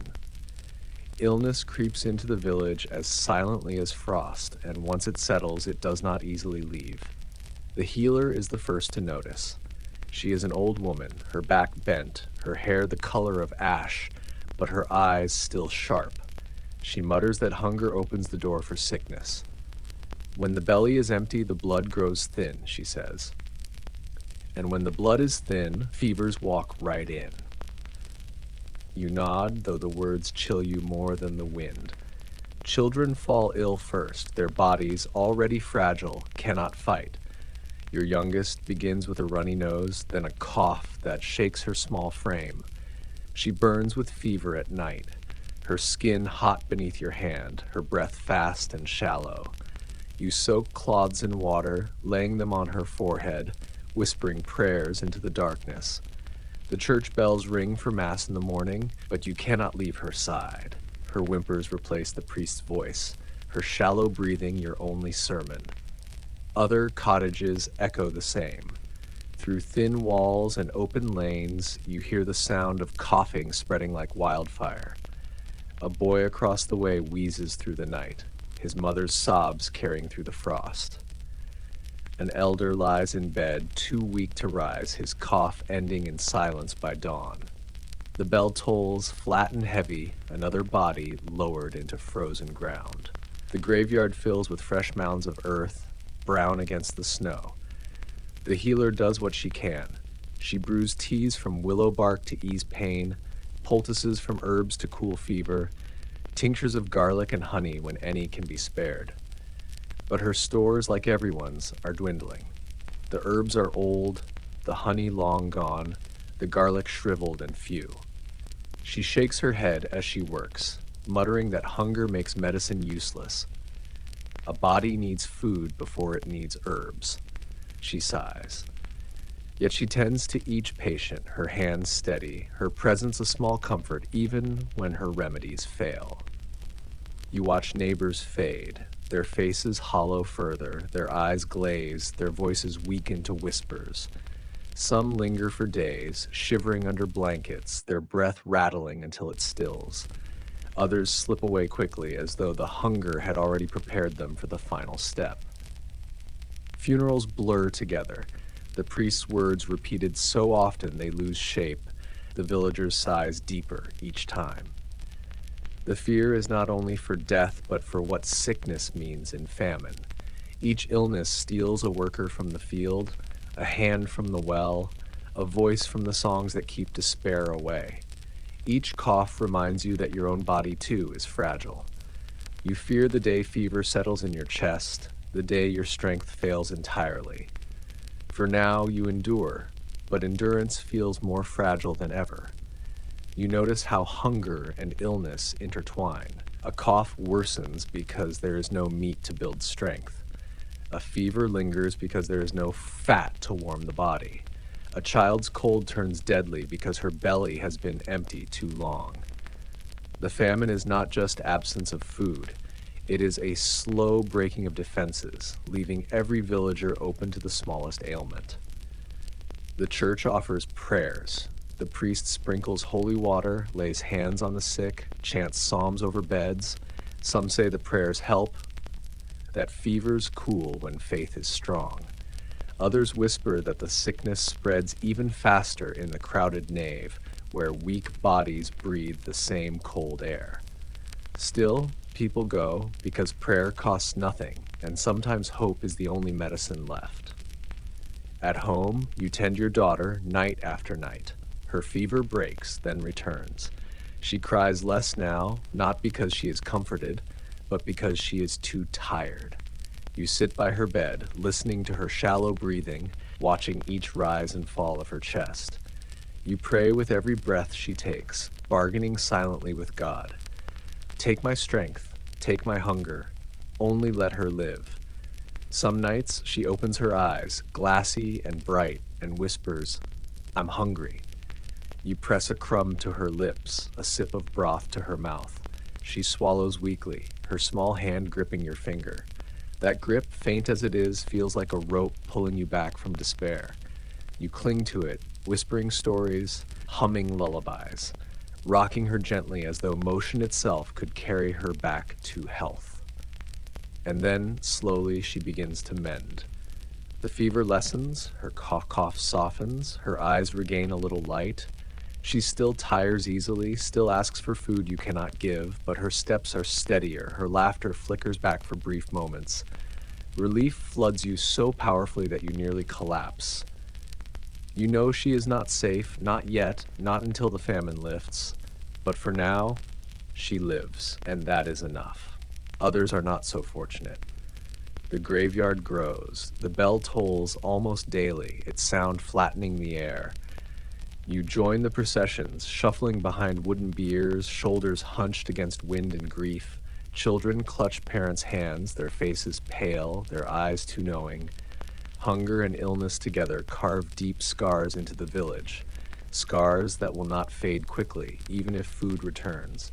And yet, even in sickness, the village endures. Neighbors tend each other's fires, share herbs, carry water for the ill. Women sit with the dying so no one passes alone. Men dig graves together, their shovels striking frozen ground in steady rhythm. These acts do not stop death, but they soften it, reminding everyone that even in famine, humanity remains. When you lie down at night, exhaustion pulling at your limbs, you listen for the coughing of your children. Each clear breath is a blessing, each quiet night a gift. You know illness still walks the village, crouched in every isolated corner, waiting for weakness. But you also know you are not alone. The village suffers together, and together it endures. Illness creeps in during famine as surely as hunger, but it does not sweep everything away. Some recover, some falter, some vanish into the frozen earth. And you, thin, weary, frightened, cling to the fragile truth that each morning your children still wake, still breathe, still live. In famine, that is miracle enough. The village is quiet, too quiet, but the world beyond it is not. Rumors begin to travel faster than carts, faster than messengers, carried on the lips of peddlers, pilgrims, beggars who wander from town to town. They bring no bread, no beans, no barley, but they bring news, and news is almost as heavy as hunger. You hear it first from a traveler leaning against the well, his cloak ragged, his eyes hollow with the same famine you know too well. He mutters that in a nearby market town, crowds stormed the granaries. Men and women, too weak to swing scythes but strong enough to break doors, poured inside and took what they found. Barrels of rye rolled into the streets, sacks of wheat torn open, handfuls of grain scooped like treasure into aprons and baskets. The steward tried to stop them. Soldiers raised their spears, but the crowd was too many. Some were cut down, but the rest carried food away, vanishing like birds before a storm. The tale spreads quickly. You hear it again, reshaped from another wanderer. This time it was not one town but two, not one riot, but many. In some places, people broke into merchants' homes, dragging out barrels and bread. In others, bakers were forced at knife point to hand over loaves. Some say a granary was set ablaze, the smoke rising like a dark prayer against the winter sky. Each telling grows sharper, each detail more vivid, until the stories feel like a second fire burning across the land. Villagers gather at the well, at the edge of the fields, by the churchyard, whispering of these riots as though they were storms sweeping closer. Some speak with awe. At last, the people took what was theirs. Others speak with fear. If soldiers march, they will crush us all. The children listen too, their eyes wide. They do not understand riots, but they understand bread. When they hear of loaves taken, of granaries broken open, they tug at your tunic, asking why your village does not do the same. You hush them, telling them such things are not for children to speak of. But inside the question lingers. At night, lying awake, you imagine it. The village gathered, storming the steward's barns, breaking locks, pouring out grain into the street. You imagine your children clutching loaves, their cheeks full, their eyes shining. The thought brings a rush of warmth, then fear, sharp and cold. You see gallows rising, men hanging limp, women whipped, children taken. Hunger may drive rebellion, but power punishes swiftly. Still, the whispers grow. Some men mutter after evening prayers, their voices low, their eyes darting. They say the Lord has plenty, that his tables still sag with meat while your children cry for crusts. They ask why the steward demands dues while your granaries echo empty. They ask why God allows such injustice, why the earth itself fails. Their questions twist the air like smoke, impossible to hold, impossible to ignore. Others caution silence. They remind you of soldiers' spears, of prisons and gallows, of the power that lies beyond your village. They say riots only bring more suffering, that patience and prayer are the peasants' only shield. Their words ring with fear, but also with truth. The priest preaches against rebellion. His sermons grow stern, his voice sharp, echoing against the stone of the nave. He warns that anger is sin, that theft is damnation, that to raise a hand against the Lord is to raise a hand against God himself. Yet even as he speaks, you notice the restless shifting of the villagers, the way their eyes glaze with hunger, back the way their hands curl into fists. Faith can quiet the soul, but hunger makes its own commandments. One day, a band of travelers arrives, ragged and weary. They do not ask for food. They know you have none. Instead, they sit by the fire in the largest cottage and speak of what they have seen. Their words draw a crowd, every villager pressing close. They say the riots spread like wildfire from one town to the next, from one village to another. They say whole streets filled with people chanting for bread, that even some soldiers lowered their weapons rather than strike their neighbors. They say merchants now hide their stores, fearing the mob more than the law. The stories ignite sparks in the villagers' eyes. You see it, hope mingled with danger. If others can take, why not us? If others can break locks, why not here? The air hums with it, a restless energy you have not felt since before the famine. It frightens you as much as it stirs you. That night, as you sit by the fire, your wife asks what you think. You stare into the flames, the wood snapping softly. "Would you join them?" she whispers. You shake your head slowly. "I want bread for our children," you murmur, "but I do not want to hang." She nods, eyes downcast, but you both know the thought will not leave. The pangs of desperation have become more than whispers now. They are visions, possibilities, choices waiting at the edge of hunger. You tell yourself you are a peasant, not a rebel, that your duty is to endure. But when you hear the children cry at night, when you dream of bread only to wake with nothing, the riots call to you like distant thunder. For now, your village remains quiet. The fields lie bare, the huts cold, the children thin. But the air feels charged, heavy, as though something waits just beyond the horizon. Hunger has already stolen strength, faith, possessions, even neighbors' trust. What more will it take before your quiet village joins the cries of the towns? You do not know. You only know the rumors are close, and closer still comes the hunger that drives them. The sky does not pity you.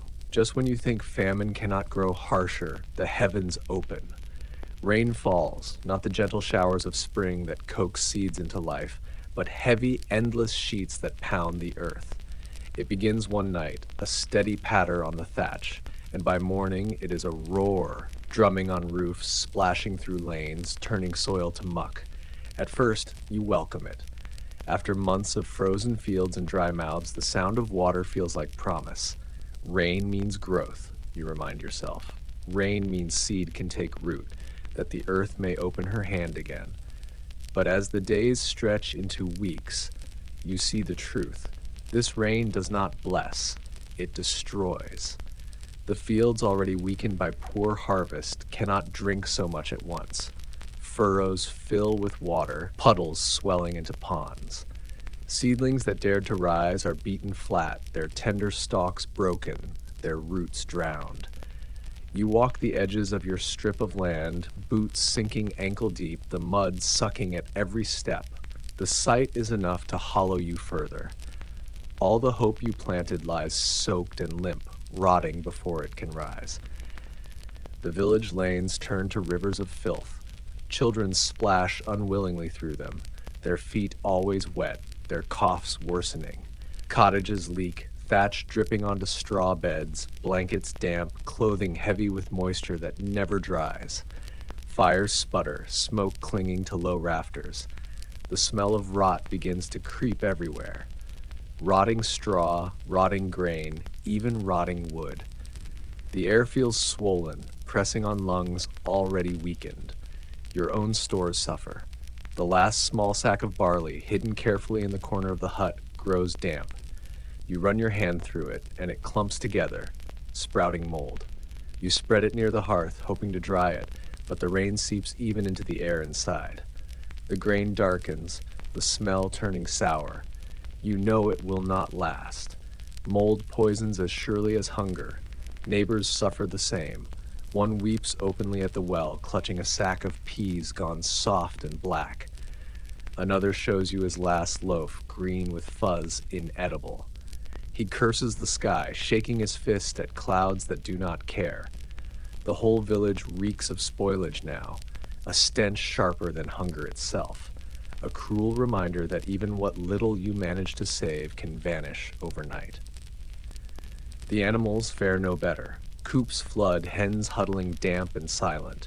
Pigs wallow in mud that offers no joy, their bodies coated, their eyes dull. Some sicken, their breaths rattling before they collapse.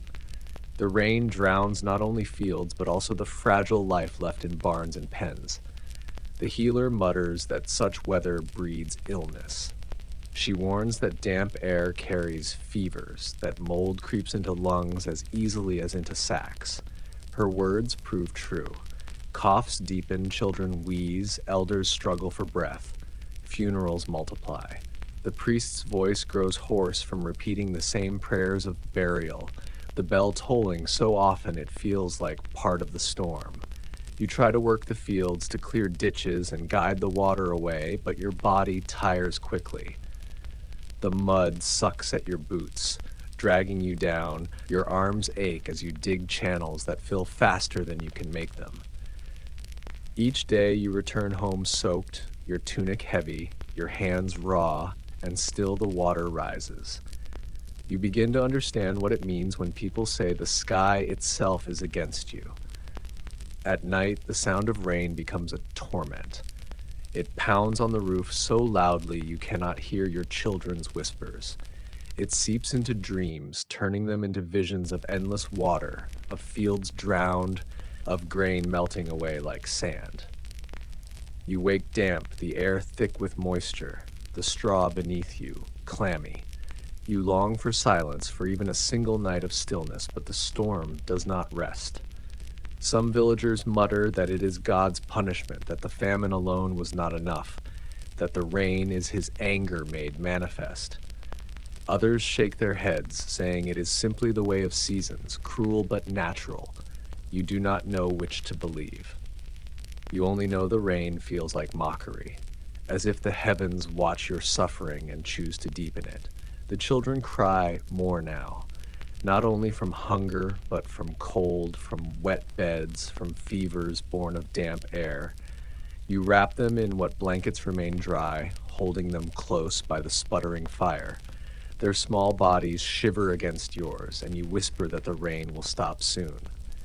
Yet when morning comes, the sky is the same, heavy and gray, pouring itself endlessly. Desperation grows sharper.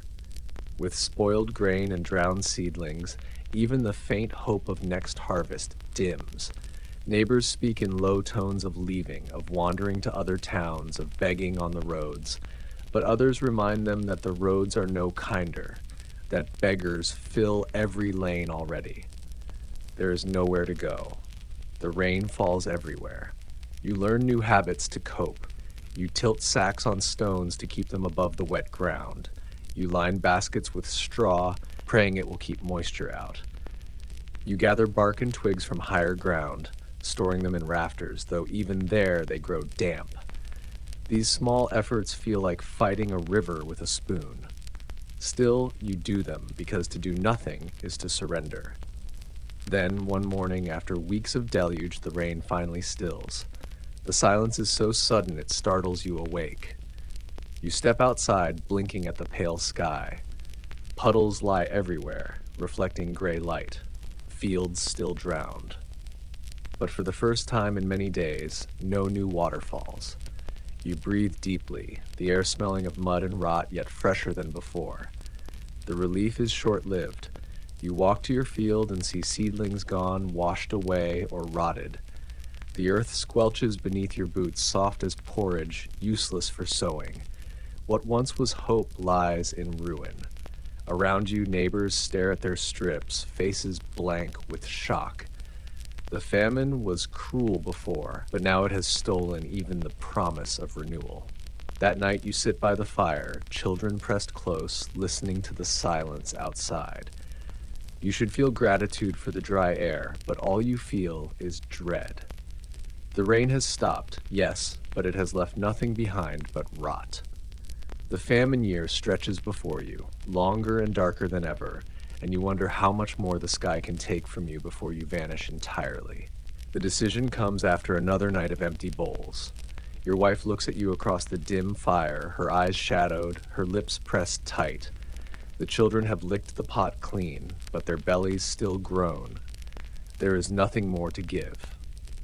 In the corner sits a cloak, patched, faded, but still serviceable, and a small jug once used for ale.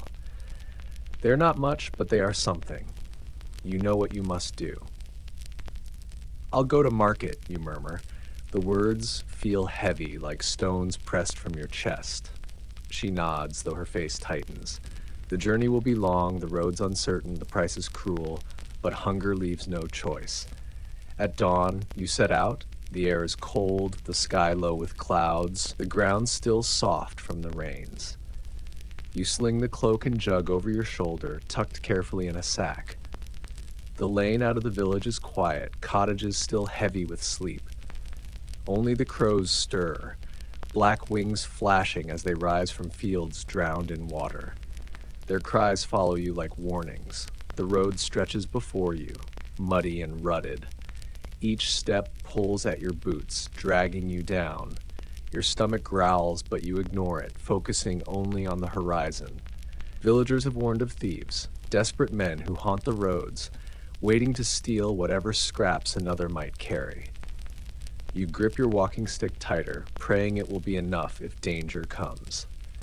As you walk, you pass others. A woman bent beneath a bundle of firewood, her face pale and pinched. A boy carrying a hen in a basket, its feathers ragged, its clucks faint. A man with nothing but a small sack, his eyes hollow, his lips cracked. Each of you walks in silence, bound together by hunger, yet strangers still. The famine makes companions of all, but it also makes each wary, guarding what little they have. The landscape mirrors your own body, thin, tired, stripped bare. Fields lie sodden and empty, hedgerows clawed at for roots and berries. Even the trees look weary, their branches heavy with water. Villages you pass are as silent as your own, their lanes empty, smoke rising only faintly from chimneys. Everywhere, the same story repeats. Hunger, silence, endurance. Hours pass, your legs trembling. You pause by a stream, kneeling to drink. The water is cold, sharp, a small relief in the long walk. You sit for a moment, staring at the sack beside you. The cloak your wife mended so many times, the jug that once held ale at feasts. You run your hand over them, feeling the rough fabric, the smooth clay. Memories cling to them, but memories cannot feed your children. You shoulder the sack again and rise. By midday, you reach the outskirts of the market town. Already the road is crowded. People from other villages stream in, carrying bundles, leading thin goats, dragging carts with broken wheels. Their faces are mirrors of your own, gaunt, hollow-eyed, desperate. The air hums with tension, voices sharp, footsteps quick. Everyone here has come for the same reason, and everyone fears there will not be enough. The market square, once a place of noise and color, is subdued. Stalls sag beneath meager goods. A few sacks of beans, some dried peas, onions shriveled like old skin, loaves of bread hard as stone. Prices are shouted loudly, and they are cruel. A single sack of peas costs what once might have bought a chicken. A stale loaf costs what once might have bought a week of eggs. Yet still, people crowd forward, clutching their bundles, their voices trembling as they barter. You wait your turn at a stall, the cloak heavy in your arms. The merchant eyes it, his lips curling. "Thin," he mutters, pulling at the fabric.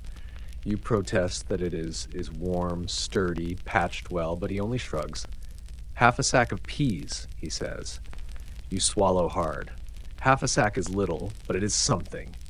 You nod, and the trade is made. The cloak vanishes into his stall, the peas into your sack. Next, you offer the jug. The merchant frowns, tapping its side. "Cracked here," he says, though you know the crack is only a line in the glaze. He sighs theatrically, as though doing you a favor. A loaf, no more. You want to argue, to insist it is worth more, but his eyes are flat, his hands already reaching for another customer. You accept, taking the loaf, its crust hard beneath your fingers. You step back, clutching the sack. Half a sack of peas, one loaf. It is not much, not nearly enough, but it is something. Relief and despair mingle in you like smoke and wind. Around you, voices rise. A woman weeps as she hands over her spindle for a handful of beans. A man shouts angrily at a merchant, his fist raised until guards step in with spears. Children clutch crusts, nibbling quickly before they can even leave the square. The market is not a place of trade anymore. It is a battlefield of hunger, fought not with swords but with sacks and coin, with pleading and desperation. You leave quickly, fearing trouble. The road home feels longer, your legs heavier beneath the weight of the sack. Yet this time, the weight is comfort, not burden. You picture your children's faces when you set the loaf before them, when you ladle peas into the pot. You walk faster, driven by the thought of their eyes brightening, their bellies quieting, even if only for a night. By dusk, you return. The children rush to meet you, their voices rising in joy when they see the loaf. Your wife takes the sack gently, her eyes wet, her hands trembling as she touches the peas. You divide the bread carefully, slices thin but real, and for the first time in days, you all eat together without tears. The peas boil slowly, their smell filling the hut, rich compared to nettles and bark. The children smile, their faces glowing in the firelight, and your chest aches with both relief and sorrow. You know the food will not last long. A half sack is gone in days, a loaf gone in hours. The famine is not ended, only delayed. But for this one night, the hut is filled not with crying, not with silence, but with the sound of chewing, the sight of children licking crumbs from their fingers. For this one night, you feel the warmth of triumph. The journey to market has cost you dearly, cloak, jug, strength, but it has given you something far more precious, time. Time bought with peas and bread, time to endure one more day, one more week. In famine, time is as valuable as grain, and tonight you hold both in your hands. You think you have given enough.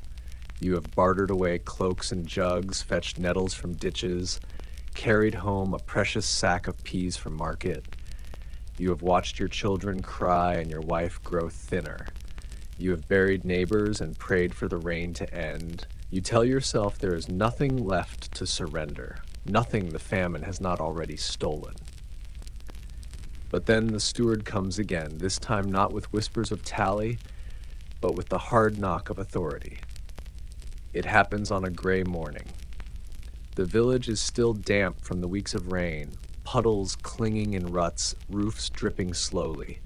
You hear the clatter of hooves before you see them. A small company rides into the lane, men in the Lord's colors, cloaks dry and wool thick, horses stamping mud as though it were nothing. At their head rides the steward, ledger strapped to his side, quill tucked behind his ear, face as stern as the sky. The villagers gather, pulled by dread as much as duty. You stand among them, boots heavy with mud, heart already sinking.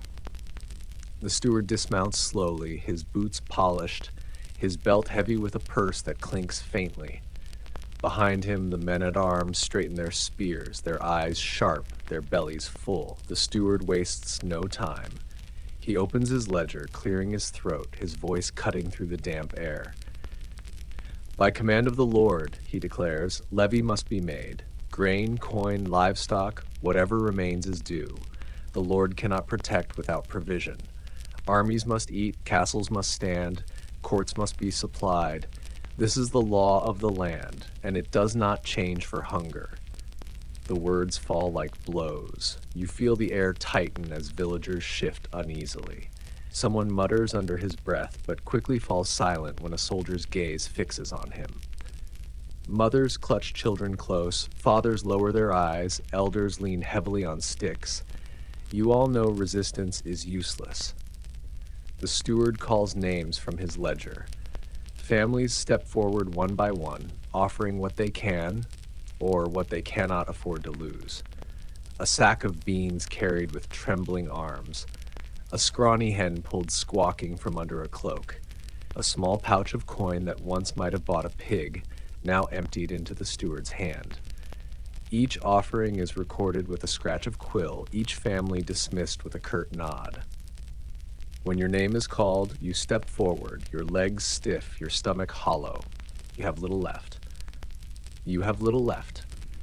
The peas from market, precious though they are, must be divided. The loaf is already gone, crumbs scattered days ago. Your wife presses a small bundle into your hands before you leave the hut. A measure of peas, the last you dare surrender. You walk forward, holding it as though carrying your own heart. The steward eyes the bundle, unimpressed. "Is this all?" he asks, his tone flat. You nod, your voice caught in your throat. He tuts softly, scratches his quill across the page, and waves you away. The peas vanish into the Lord's sack, swallowed like a stone into water. You walk back to your wife, her eyes downcast, her lips trembling, your hands empty. Around you, the same story unfolds. Neighbors hand over chickens, goats, even tools. One man offers only a broken rake, tears shining in his eyes, and is struck across the face for his insolence.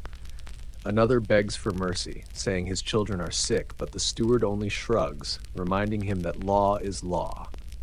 The soldiers watch, silent and ready, their spears gleaming as though to punctuate the steward's words. When the levy ends, the steward closes his ledger with a snap. "You have done your duty," he says, his voice smooth but cold. "Your Lord will remember your loyalty." He mounts his horse, the men-at-arms following, sacks of grain and squawking hens tied behind them. The villagers watch in silence as they ride away, mud splattering under hooves. The sound fades, leaving only the drip of rain and the hollow ache in your chest. The crowd disperses slowly. Some curse under their breath, others weep openly, still others walk home in silence, their shoulders bent. You feel both anger and despair rising in you, battling in your throat. Anger at the Lord who feasts while you starve. Despair that you are powerless to change it. The levy has taken more than food. It has taken what little hope remained. At home, your wife sits by the fire, her hands folded tightly. The children ask if there is food, and you cannot meet their eyes. You shake your head. Their faces fall, their small bodies curling into one another for comfort. Your wife takes your hand in hers, squeezing gently. Neither of you speaks. Words are useless when even peas are gone. That night, the village feels heavier than ever. No songs rise, no laughter carries. Only the faint coughs of children, the creak of doors, the sighs of weary parents. The levy has stripped not only your granaries, but also your spirit. Hunger you can endure. Rain you can survive. But the Lord's hand reaching into your hut to take what little remains, that is the cruelty that cuts deepest. Lying on straw, staring at the dark rafters, you wonder how much more can be taken before nothing remains. The famine eats from within, the levy from without. Between the two, you feel hollowed to the bone, and yet even hollow, you know you must rise again tomorrow. Hunger does not wait, nor does duty. You close your eyes, listening to the wind outside, and whisper a prayer into the silence. Not for plenty, not even for justice, but simply for endurance. The levy leaves your hut bare. The last handfuls of peas are gone, the cloak and jug traded, the chickens sold, the goats long since led away. The granary is silent now, its floor swept clean, not by care but by necessity. Each time you open the door, you see only emptiness, and emptiness is heavier than any sack. But famine does not let you rest. Hunger presses from within, gnawing with sharp teeth, and so you must find ways to cope with scarcity. You must eat, even if what you eat is hardly food at all. It begins with the bread. Bread has always been the heart of every meal, but flour is scarce now, and the millstones are quiet. You stretch what little you have with husks and chaff, grinding even weeds into the dough. Bark stripped from trees, pounded into powder, becomes flour of a sort. The loaves baked from it are dark and bitter, their crusts hard, their insides heavy as stone. They scrape the throat, leave the mouth dry, but they sit in the belly, and that is enough. You chew slowly, forcing each bite down, reminding yourself that nourishment does not always come with pleasure. Nettles and sorrel become daily fare. Boiled until their sting fades, they fill bowls with bitter green broth. Children wrinkle their noses, but you hush them, saying it will make them strong. In truth, you know it makes them only less weak. Dandelion leaves join the pot, their taste sharp and sour. Even grass, when boiled long enough, becomes a thin gruel, the stalk softened, the flavor like hay. You sip it anyway, pretending it is stew. Roots pulled from ditches and fields become treasure. Wild parsnips, carrots twisted and small, turnips no larger than a fist. Some are sweet enough to ease the tongue, others bitter as bile, but all are precious. You scrape mud from them carefully, peel away rot, and drop them into the pot. The broth smells earthy, heavy, and you breathe it in as though it were roast meat. Acorns, once the food of pigs, now become yours. You gather them in baskets, crack their shells, soak them in running water to leach away their bitterness. Ground into meal, they thicken porridge, dark and nutty. Some say too many bring sickness, but you risk it, for hunger itself is sickness enough. Even sawdust finds its way into bread. A handful mixed with flour, baked hard, adds bulk, if not strength. The loaves crumble quickly, dry as dust, but they fill the mouth for a moment. You swallow, coughing softly, but better coughing than crying. Neighbors share their own tricks. One woman shows you how to scrape lichen from rocks, to boil it until it softens, to chew it like strange jelly. Another teaches you to dry moss, grind it fine, and mix it with flour. A man tells you he boiled leather straps, softening them until they could be chewed. You listen, nodding, storing each lesson for the day when desperation grows sharper still. The children learn too. They scour hedgerows for berries, shriveled but edible, pick rose hips from thorny stems, crack hazelnuts with stones. Their laughter flickers when they find something, though it fades quickly when the handful is gone. You watch them with both pride and sorrow, pride that they endure, sorrow that they must. Childhood should be games and songs, not scraping food from ditches. Sometimes scarcity forces you to eat what you once thought unthinkable. The dog grows thin, whining at the table, his ribs showing. You stroke his head, whispering comfort, but your eyes stray to him when hunger gnaws too sharply. Some neighbors do not resist that temptation. You hear whispers of dogs gone missing, of cats vanished from barns. You do not ask questions, you do not want to know. Scarcity also changes how you think of time. Each day is measured not in hours, but in meals. One thin bowl at morning, another at night. The space between them stretches like a desert. You drink water to fill the void, sip slowly to trick the stomach. You chew each bite longer, as though time itself could be stretched by the movement of jaws. Even hunger becomes a rhythm, a drumbeat you march to unwillingly. And yet, despite the bitterness, despite the strangeness, you endure. You sit with your family around the fire, bowls in hand, steam rising faintly. The taste may be sharp, the texture rough, but the act itself, of eating together, of swallowing, of surviving, remains. You find yourself giving thanks even for bark bread, even for nettle broth, because they mean one more day. Scarcity teaches you humility. You remember the days when you threw away crumbs, when you fed leftovers to pigs without thought. You think now how foolish that was, how careless. Nothing is waste in famine. Every crumb is a jewel, every sip of broth a gift. You vow that if plenty ever returns, you will never again take bread for granted. The village shares in this new cuisine of desperation. Huts smell of boiled weeds, of bark smoke, of roots softening in iron pots. Conversations turn to recipes, how to make a cornbread less bitter, how long to soak bark, which grasses soften best. Hunger has become the village's teacher, and each family its student.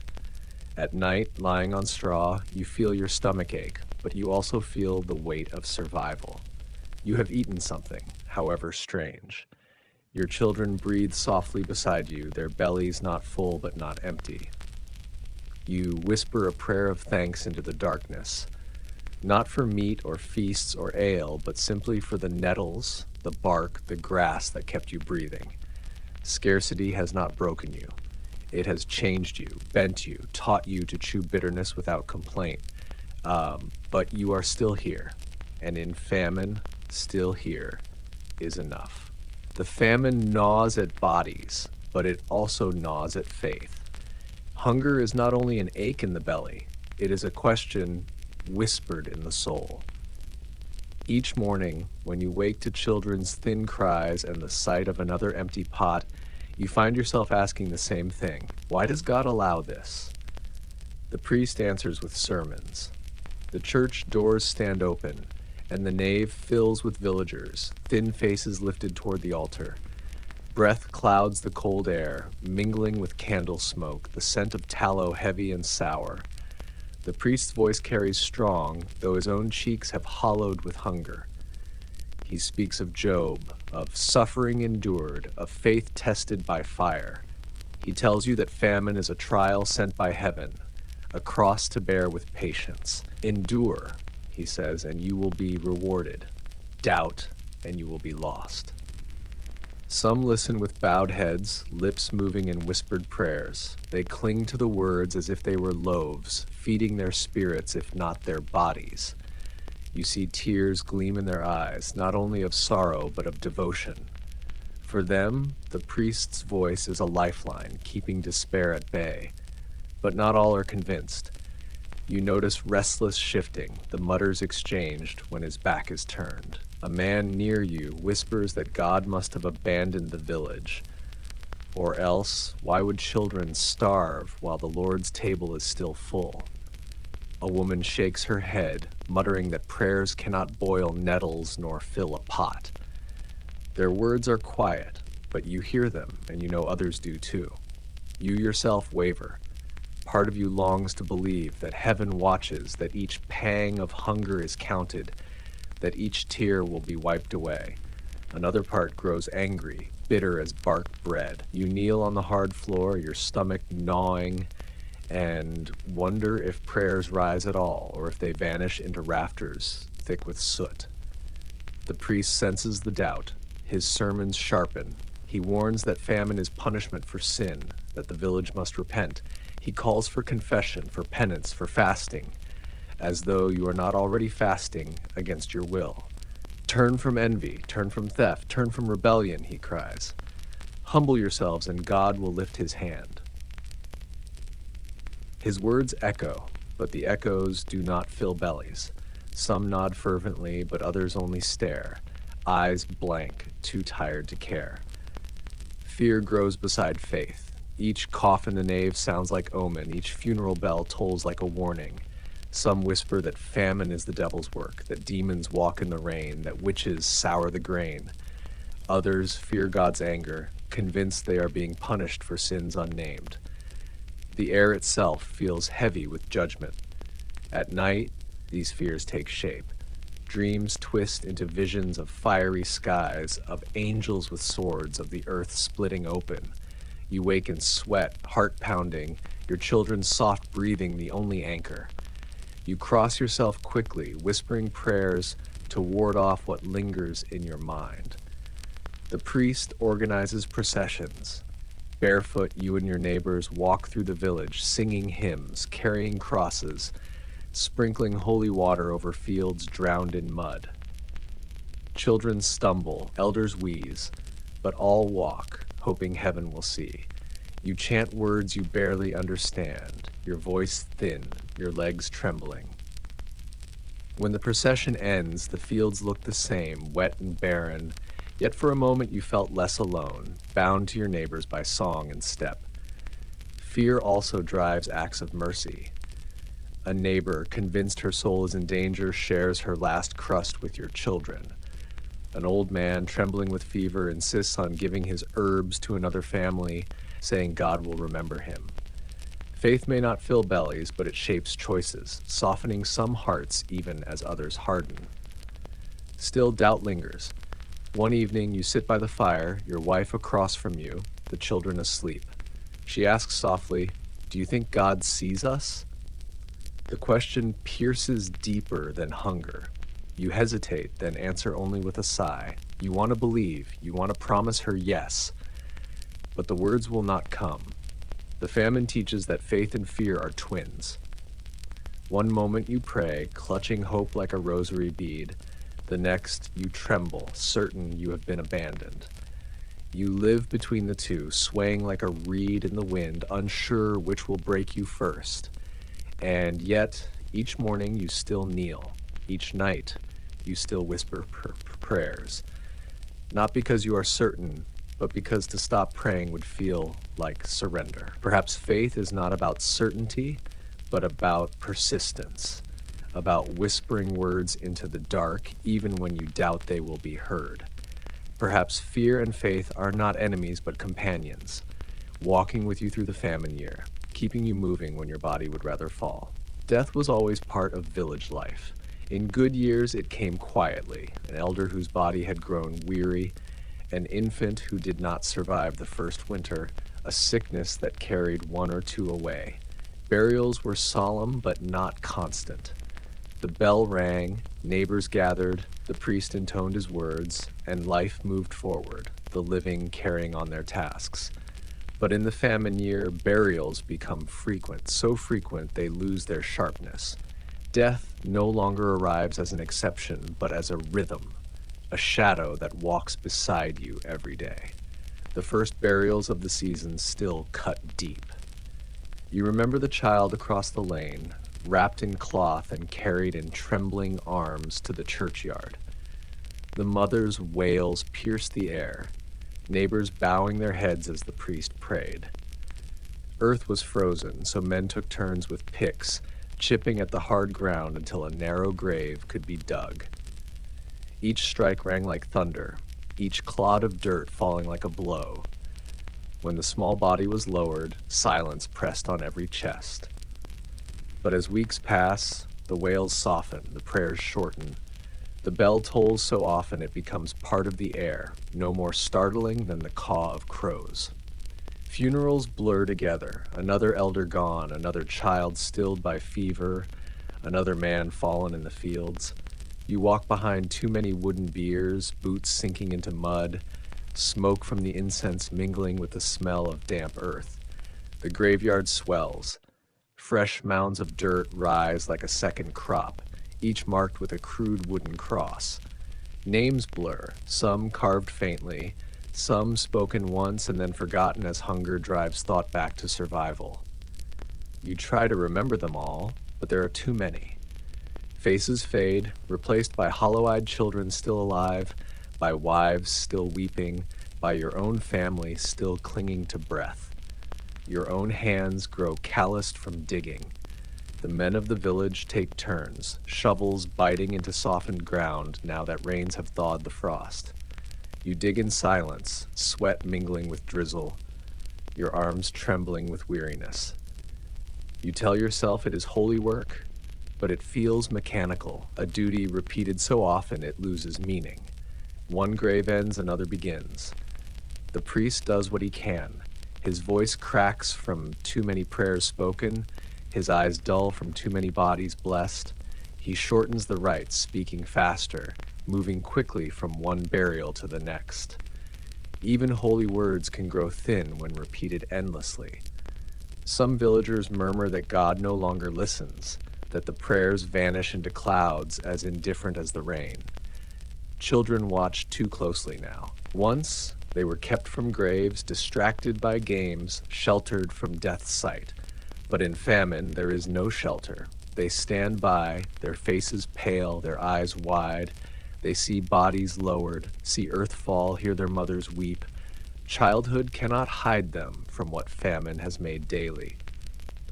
You look at your own children, their small hands clutching yours tightly, and you wonder what mark these burials carve into their memories. The quiet is what haunts most. Funerals are not filled with loud mourning anymore.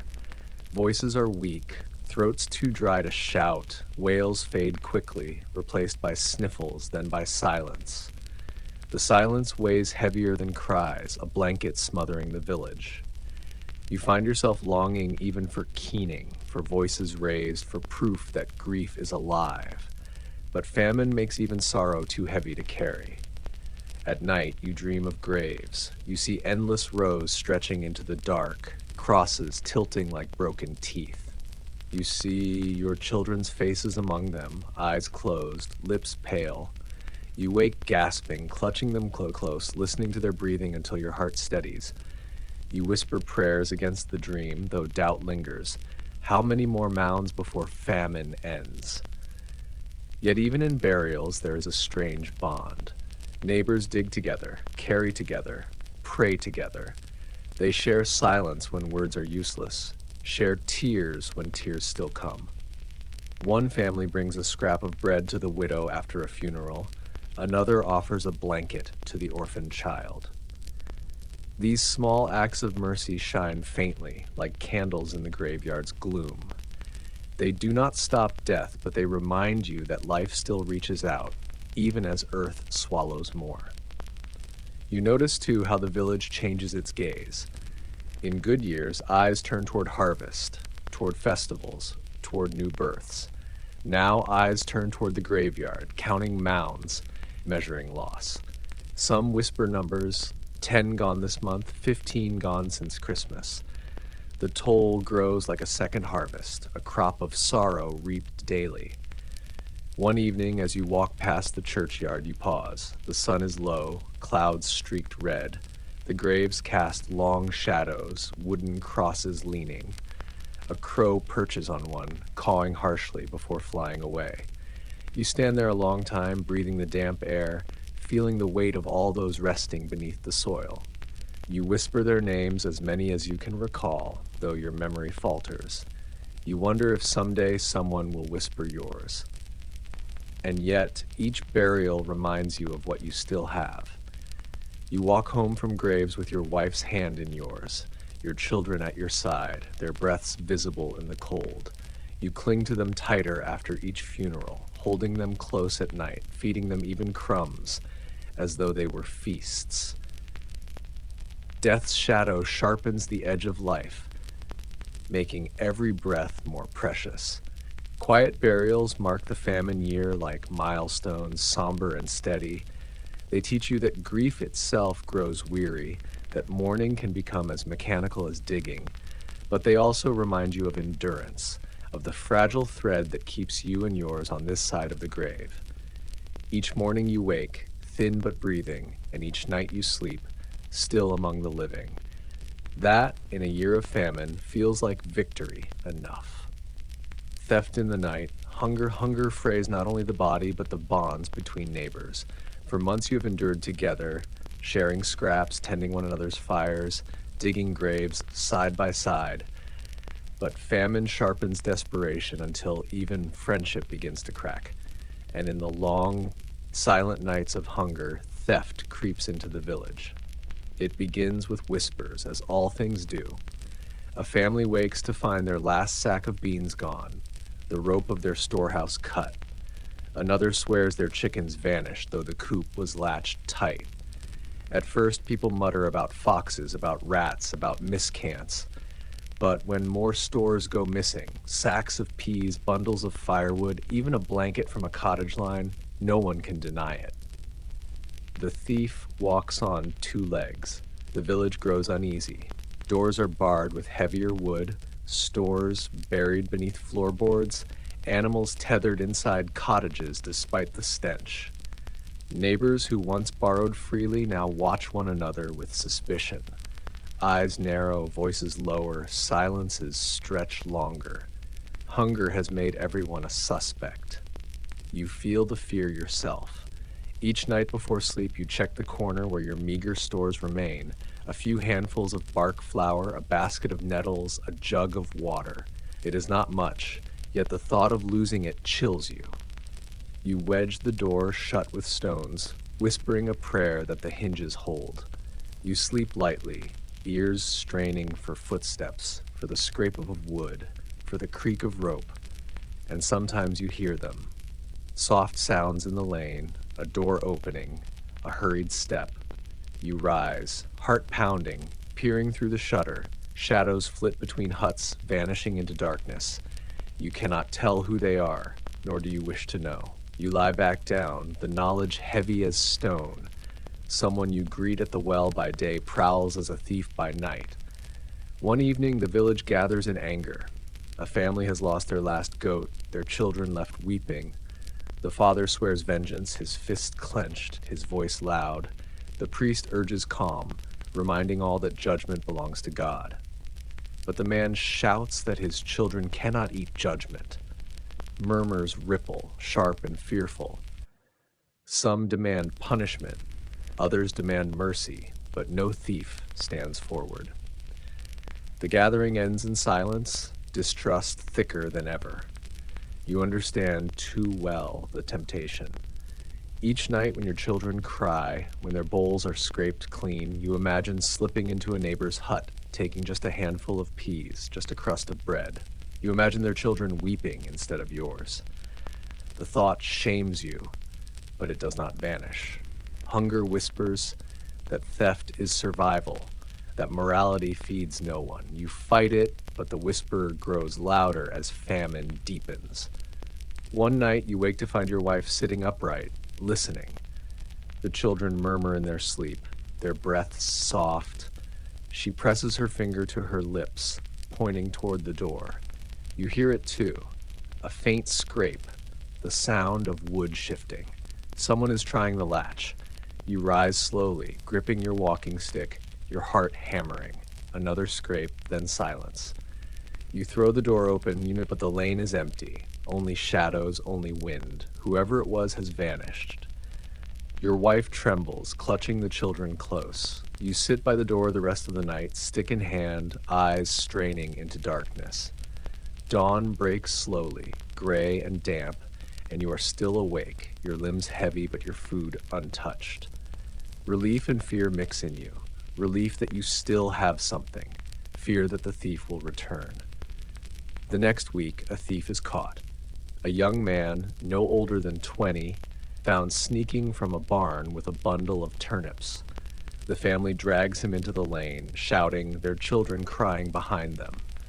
The villagers gather quickly, a circle of hollow-eyed faces in the cold. The man kneels in mud, his hands bound, his face streaked with tears. I was hungry, he whispers. My sister is sick. I had no choice. Voices rise. Some demand punishment, others plead for mercy. The priest steps forward, his voice steady, saying hunger is no excuse for sin. But another man shouts that hunger excuses everything. The crowd wavers, torn between anger and pity. In the end, the thief is beaten and cast out, his bundle taken, his body staggering down the lane. You watch him go, your chest heavy. He is guilty, yes, but so are you for imagining the same act. That night, you sit by the fire, children huddled close, and you cannot shake the image of the thief's face. You wonder where he sleeps now, whether he will live another week, whether his sister still breathes. You whisper prayers for him, though your prayers feel thin. Hunger has made everyone both victim and villain, both innocent and guilty. Theft in the night becomes part of life, like coughing, like funerals, like rain. Locks grow heavier, suspicions sharper, trust thinner. Yet you endure, clutching what little you have, guarding it as though it were treasure. You remind yourself daily that theft may fill a belly for a night, but it empties a soul forever. Whether you believe it or not, you cling to it, because without such words, the line between survival and ruin would vanish completely. In famine, darkness is not only outside your door, it creeps into your thoughts, tempting, whispering, urging. To endure is to fight not only hunger, but also the thief within. Summer creeps forward, though it does not feel like summer. The rains that drowned the seedlings have lessened. The days grow longer, but warmth is thin, hesitant. The fields that should be waving seas of green stand patchy and uneven. their stalks pale, their leaves curled.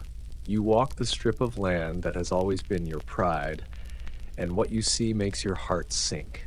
The earth has given, yes, but only just. In other years, the harvest was a festival. You remember the clang of sickles, the laughter of neighbors calling across furrows, the carts creaking heavy with grain. Songs rose as high as the crows circling above, and the air smelled of straw and sweat and promise. Children ran between rows, clutching stray stalks, their faces bright. Even the poorest hut swelled with bread and broth, and bellies were full for months. But not this year. This year the harvest is thin. Stalks stand stunted, ears small, many empty. You grip a plant and strip it bare, kernels rattling loosely into your palm. They are fewer than your fingers. Your wife kneels nearby, her hands working carefully, her face lined with worry.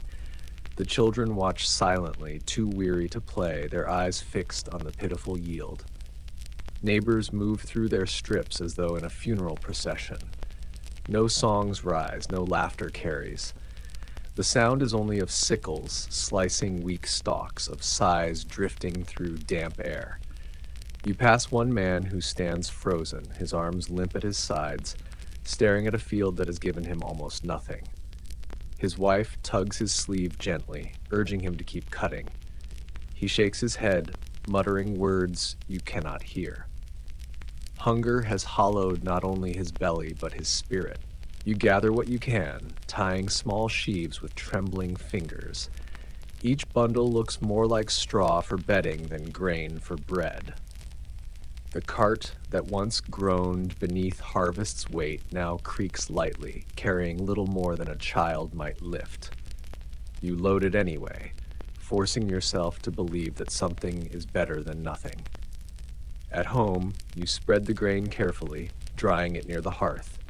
The children hover close, their eyes bright with hope, their lips already licking. You remind them gently that it must be milled, that bread will come but not yet. Their faces fall, but they nod, settling beside the fire to wait. Patience is a lesson famine has forced upon them. When at last you bake, the bread is coarse and small. The loaves are hard, their crusts thick, their insides dense. You slice them thin, giving each child a piece no larger than your palm. They chew slowly, their faces softening, crumbs clinging to their lips. The taste is plain, bitter even, but it is bread, and bread is life. Still, you know the truth. This harvest cannot last. The sacks you fill are few, their weight light. You count them over and over as though numbers might multiply by hope alone. But no matter how you count, the truth is plain, there will not be enough to carry the village through another winter. Hunger has only paused, not ended. The priest blesses the harvest, his voice steady, his hands raised toward heaven. He thanks God for what has been given, urging gratitude even in scarcity. Some villagers bow their heads, whispering thanks through tears. Others stare at the sacks and scowl, their lips pressed tight. Gratitude feels hollow when bellies still ache. The children sense it too. They do not laugh as they once did when loaves cooled on the hearth. Instead, they ask softly, "Will it last?" You tell them yes, though you know it is a lie. Parents must sometimes lie to keep hope alive. Neighbors gather to discuss what must be done.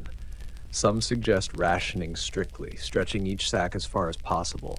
Others argue that hunger will come regardless, so it is better to eat while food exists than to waste away slowly. Voices rise, tempers flare, until the priest steps in, urging patience and unity. But unity frays when food is scarce. Each family guards its own sack, its own sheaves, its own survival. Despite the thinness, there is still ritual. The village holds a small feast, though it is nothing like before. A single loaf is broken in the churchyard, shared among all, each person taking a bite. Songs are sung, weak but steady, prayers offered with trembling voices. The feast is less about filling bellies than about reminding the village that it still exists as a whole. You chew your small piece slowly, letting the bread dissolve on your tongue, trying to imagine it is richer than it is. As summer wanes, the fields stand bare, the granaries lightly filled. You stack your sacks in the corner of the hut, their number so small it makes you ache. You cover them carefully, guarding them as though they were treasure. Each grain feels like gold, each loaf like a jewel. At night, lying beside your family, you think of the harvest past, fields heavy, tables full, laughter loud. You think of the thin harvest now, fields bare, sacks light, silence heavy. And you wonder what the winter will bring. The famine year is not over. The harvest has given, but it has given little. And so you brace yourself once more, knowing the thin harvest is not salvation, but another test, another season to endure. It begins, as always, with voices at the well. Two women lean close, their buckets resting on the stones, their voices lowered but urgent. You draw nearer, pretending to adjust your rope, but your ears strain. They say a merchant has been seen on the northern road, a cart piled high with sacks of barley. They say he is selling to villages, not just towns. They say relief is coming. The word spreads faster than fire in dry straw. Relief. You hear it at the edge of the fields, in the churchyard, in the hush of cottages at night. Some say the cart belongs to a guild, others to a wandering trader, still others to monks traveling with charity. The details shift with every telling, but the hope does not. The village hums with it, thin voices brightened, eyes glimmering for the first time in months. Your children hear it too. Will there be bread? They ask, their faces alight. You nod cautiously, though inside you do not know. Rumors are easy, loaves are not. Still, you cannot bring yourself to crush their spark of hope. You let them dream aloud, of crusts crackling, of broth thick with barley, of bellies filled until they ache pleasantly instead of painfully. As days pass, more rumors arrive. A traveler swears he saw carts guarded by soldiers, bound for a great town to the south. A pilgrim mutters that bishops have ordered almsgiving, that monasteries are opening their stores. Another insists that ships have come into harbor, their holds heavy with rye from distant lands. Each tale is different, each uncertain, yet together they weave a tapestry of possibility. The priest seizes upon the rumors. In his sermons, he tells you that God has heard your cries, that relief is at hand. He urges patience, prayer, and gratitude for blessings yet unseen. Some bow their heads eagerly, whispering thanks already. Others scowl, weary of promises that never fill pots. Still, the word relief lingers in every heart. You begin to notice how hope changes the village. People walk with a touch more strength, their steps quicker, their shoulders less bent. Children laugh faintly as they play with sticks in the lane. Neighbors greet one another with nods, their voices lighter. Hunger has not vanished, but hope makes it easier to bear. Yet doubt shadows hope. One evening by the fire, your wife whispers, "What if it is only talk? What if no carts come?" You meet her eyes, both of you knowing the truth. Famine has bred more lies than loaves. Still you answer gently, "If it is only talk, we will endure. If it is true, we will eat." She nods, though her hands clutch her shawl tightly. The children's hope is harder to temper. They press you with questions. When will the carts come? How much grain will they bring? Will the bread taste sweet? You smile, telling them soon, always soon, though your heart aches. You do not want them to learn disappointment so young.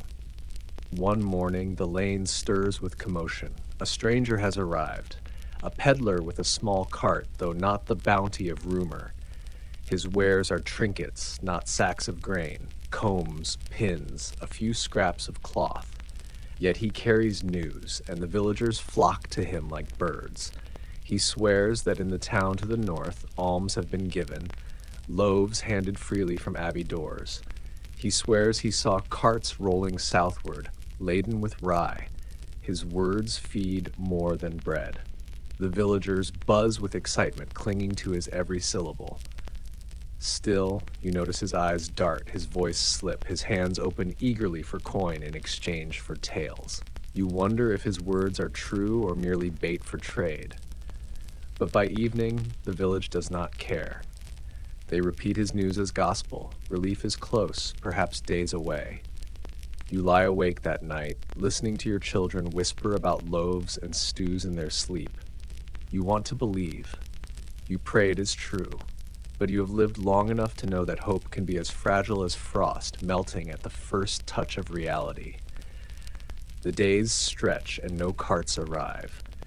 Each morning, villagers scan the road, eyes searching for dust, for wheels, for the glint of sacks in sunlight. Each evening, disappointment weighs heavier. Yet still, the rumors do not die. New tales come, each promising relief just beyond reach. Hope flickers, dims, and then flares again. You learn that in famine, rumors themselves are a kind of food.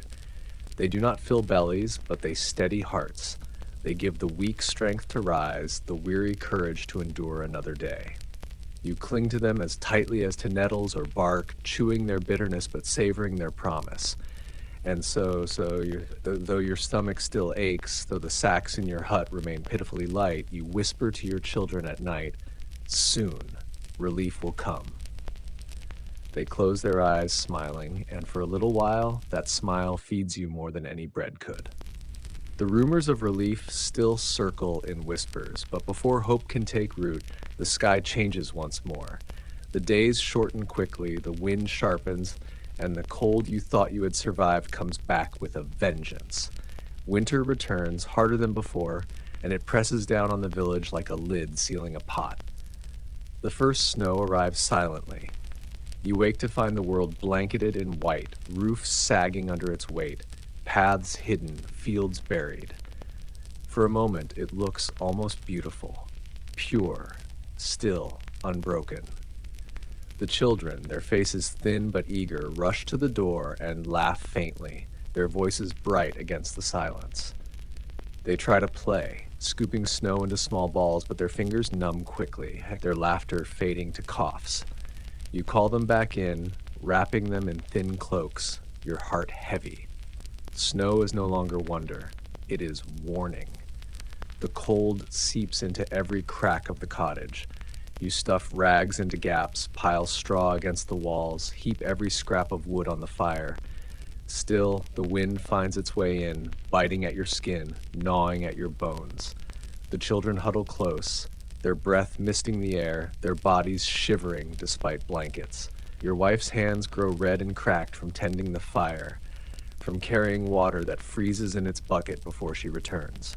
Food, already scarce, becomes nearly impossible to find. Foraging ends. The woods are silent, the hedgerows buried, the streams crusted with ice. The few nettles still clinging shrivel under frost, roots too deep to dig. The market, once a faint hope, empties entirely.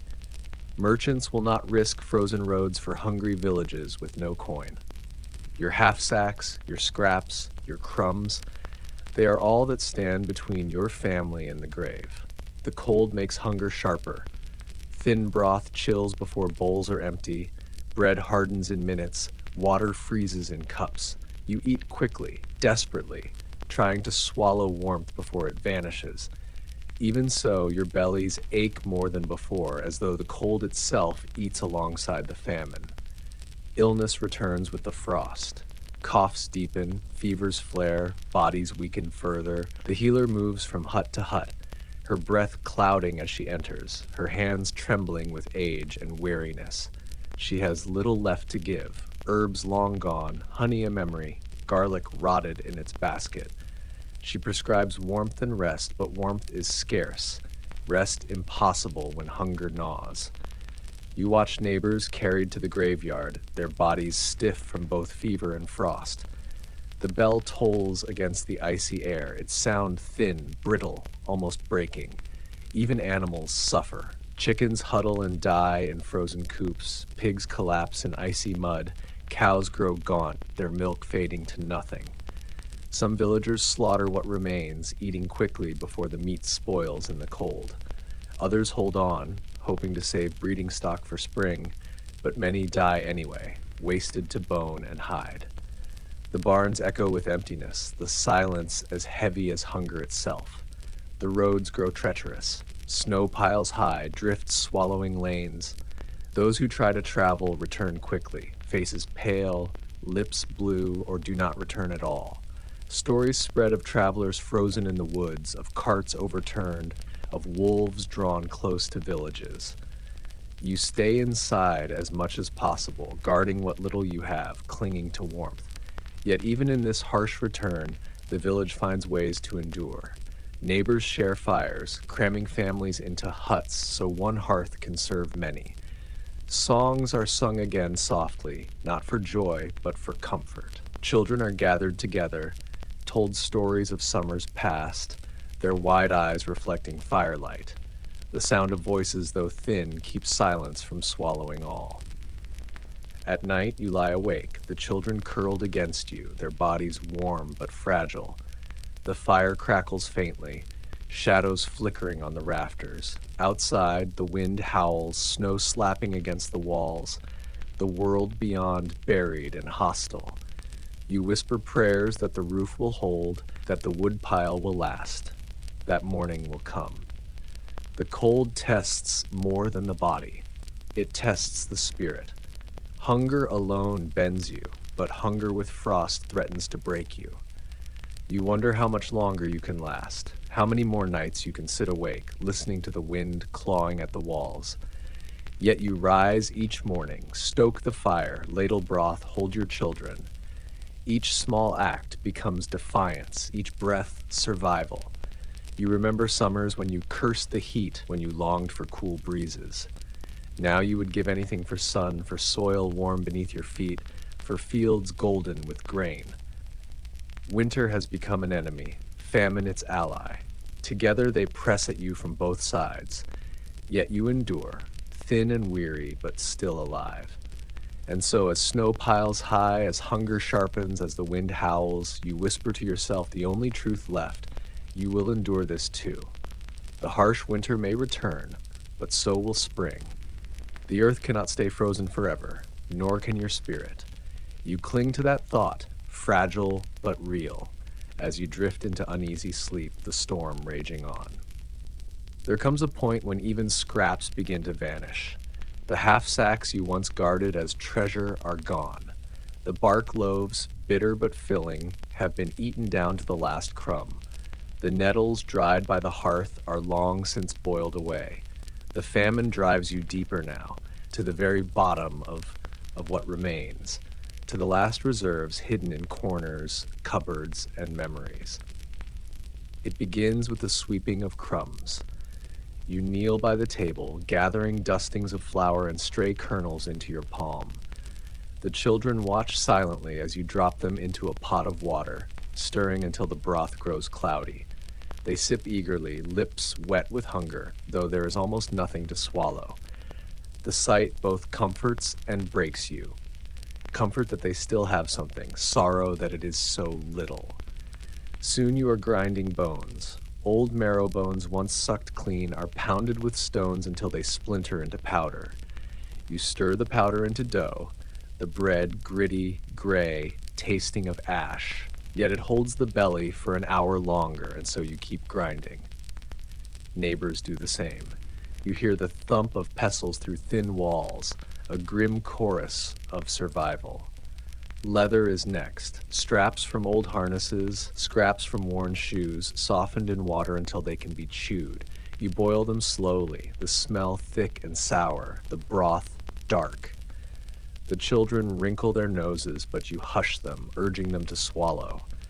The leather softens into strips, chewy and tasteless, but it fills their mouths.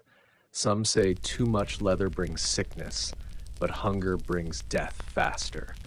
You strip bark from trees once more, digging deeper for the pale inner layer. You dry it, grind it, mix it with weeds. The loaves are smaller, darker, harder to chew, but they are loaves still. You chew slowly, jaw aching, swallowing splinters, whispering thanks for even this. Neighbors whisper of stranger meals. Rats caught in barns, skinned and roasted over weak fires. Dogs vanished from lanes, cats no longer seen. A man swears he saw someone boiling carrion found by the roadside. You do not ask questions. In famine, judgment grows quiet. Hunger makes all choices gray. The children ask less now. They no longer beg for meat or milk, no longer dream aloud of apples or honey. They sit silently, waiting for whatever you place before them. Their silence frightens you more than their cries ever did. Cries meant life, meant defiance. Silence feels like surrender. You tell them stories as you serve bone bread or leather broth, trying to stir their smiles, but their faces remain solemn. Your wife gives up her portion more often. You notice her bowl lighter, her hands pushing food toward the children when she thinks you do not see. Her face grows sharper, her body thinner, but her will steady. I can bear it, she says softly. They cannot. You want to argue, but the truth lodges in your throat. You simply nod, taking her hand in yours, the warmth of her fingers more filling than food. The last reserves are not only in cupboards, but in memories. You recall feasts long past, harvest tables groaning, loaves piled high, pots of stew thick with meat. You tell the children of those days, describing every detail, their eyes widening though their bellies still ache. The stories become a kind of meal, thin but nourishing to the spirit. You cling to them yourself, closing your eyes to taste remembered bread, to hear remembered laughter. As winter deepens, the village grows quieter still. Fires burn lower, smoke thinner. People walk slowly, their bodies stiff, their eyes dull. Each family guards its last reserves, doors barred, faces wary, yet sometimes mercy still shines. A neighbor brings you a handful of peas, whispering that she found them hidden in a bag of straw. Another offers half a loaf baked with lichen, bitter but real. You share what scraps you can in return, trading strength back and forth like embers kept alive by breath. The priest speaks of miracles, urging patience, reminding you of manna from heaven. His words sound thinner each week, but you cling to them as you cling to everything else. Perhaps heaven will send relief. Perhaps spring will break the frost. Perhaps your last reserves will last long enough. At night, you search every corner of the hut. You shake blankets for crumbs, scrape bowls for crusts, dig in bins for kernels overlooked. Each find, however small, feels like treasure. A single grain in your palm glitters brighter than gold. You place it carefully into the pot as though adding hope itself. The last reserves test not only your body, but your spirit. They teach you humility, stripping you of pride, forcing you to chew bitterness and call it blessing. They teach you endurance, proving that life clings even when reduced to bones and bark. And they teach you mercy, reminding you that even scraps can be shared, even crumbs divided. You know these reserves cannot last. Soon even bones will be gone, even leather boiled to nothing. You fear that moment, dread it, but you cannot dwell on it. Instead, you whisper to yourself the only truth that matters. Today, we have eaten. Today, we live. Tomorrow will bring its own hunger, its own desperation. But tonight, as you sit by the fire with your family close, bowls in hand, you feel the fragile triumph of survival. The famine has not taken you yet. The winter feels endless. Snow piles higher than hedges, wind cuts sharper than knives, hunger hollows deeper than bone. You begin to wonder if the world will ever thaw again, if cold and famine will reign forever. Each night, you whisper to yourself that spring must come, though your lips crack, though your voice trembles. And then, one morning, you see it. It is small, almost nothing. A patch of snow has melted near the south-facing wall of your hut, and beneath it, the earth is damp and dark. In that patch, a single green shoot pushes upward, fragile yet defiant. You crouch low, staring at it, your breath misting above. For the first time in months, you smile without forcing it. Life is still here. The earth is not dead. The children see it too. They kneel beside you, their eyes wide, their fingers reaching. You stop them gently, telling them not to break it. Let it grow, you whisper. It is a promise. They nod solemnly, though their faces glow. That single green blade carries more joy than any loaf could. Days pass, and more signs appear. Icicles drip steadily, streams crack open, birds return with hesitant calls. The air still bites, but the sun lingers a little longer each evening, painting the horizon with faint gold. You hear neighbors murmuring with relief, pointing at hedges greening, at buds swelling on trees. The village, so long hushed by snow and hunger, begins to stir. Hope grows not in great leaps, but in small details. A nettle pokes through damp soil, moss brightens on stones, a blackbird sings at dawn, its notes sharp and clear against the silence. Each sign is like bread for the spirit, feeding you in ways no crust could. You rise each morning with more strength, driven not by food, but by promise. Yet spring is no miracle cure. Stores remain empty, bellies still ache, children still cough. Snowmelt makes the lanes into rivers of mud, soaking boots, chilling bones. Foraging begins anew, but finds are meager, roots soft with rot, herbs barely sprouting. You chew them anyway, savoring even their bitterness. Survival is still a fight, but now the fight feels possible. Neighbors gather in the fields, turning soil with weary hands. The ground is heavy, clumped with thawing frost, but it yields at last. You sow what little seed remains, scattering it carefully, whispering prayers over each handful. You know the yield will be small, the earth still weak from floods and cold, but planting itself feels like victory. Each furrow filled is a step away from famine, a step toward life. The children help, their fingers small but eager. They drop kernels one by one, covering them with damp soil, giggling when worms squirm free.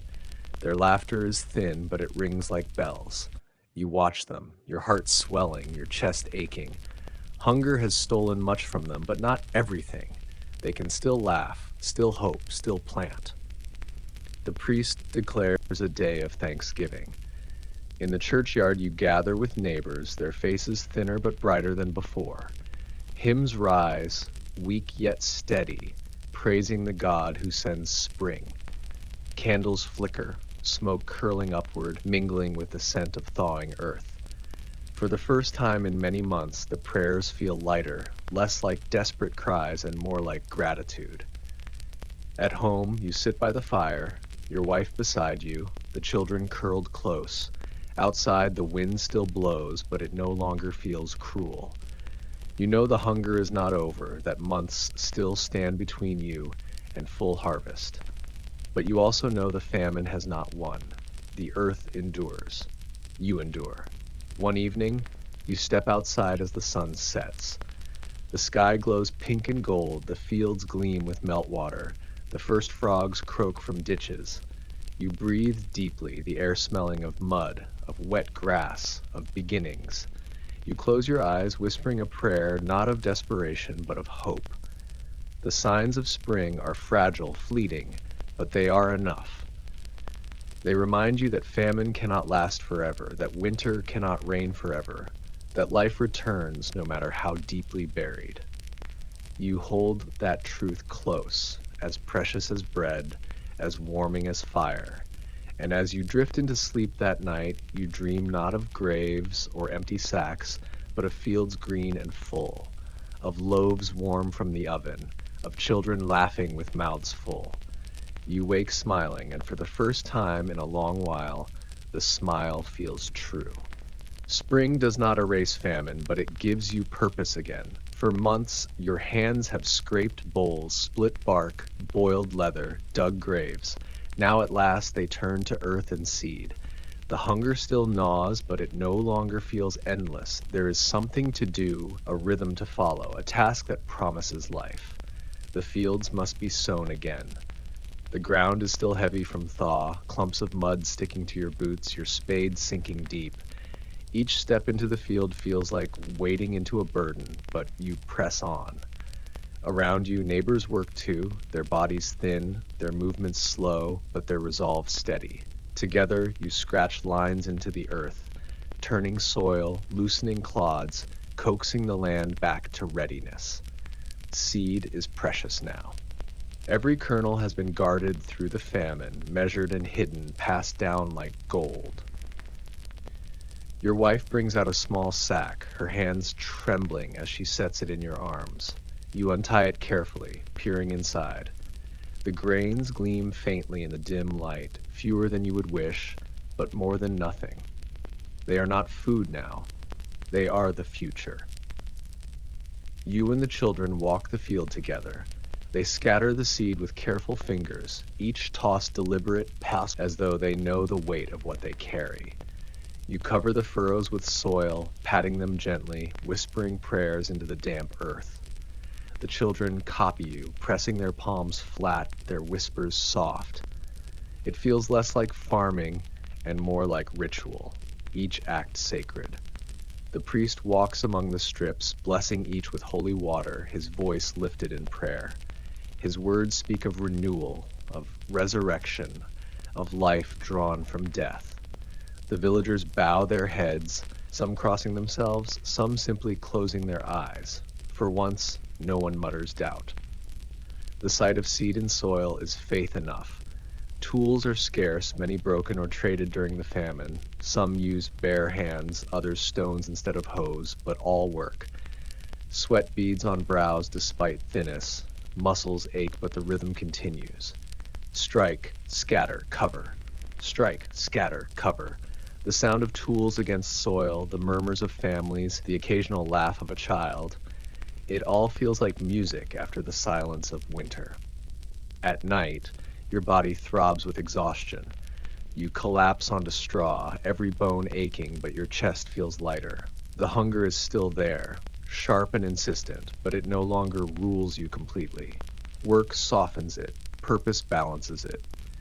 You drift into sleep, thinking not of emptiness, but of green shoots rising. The village changes with the sowing. Where once faces were grim, now they glow faintly with determination. Children run between furrows, helping where they can, learning as they go. Women carry water to soften clods, men share tools, families swap seed to ensure variety. A spirit of unity rises, fragile but real. Hunger has divided before, but planting brings people together again. Yet the fear remains. You know too well how fragile crops can be. Too much rain, too little sun, too sharp a frost. Any could undo all this work.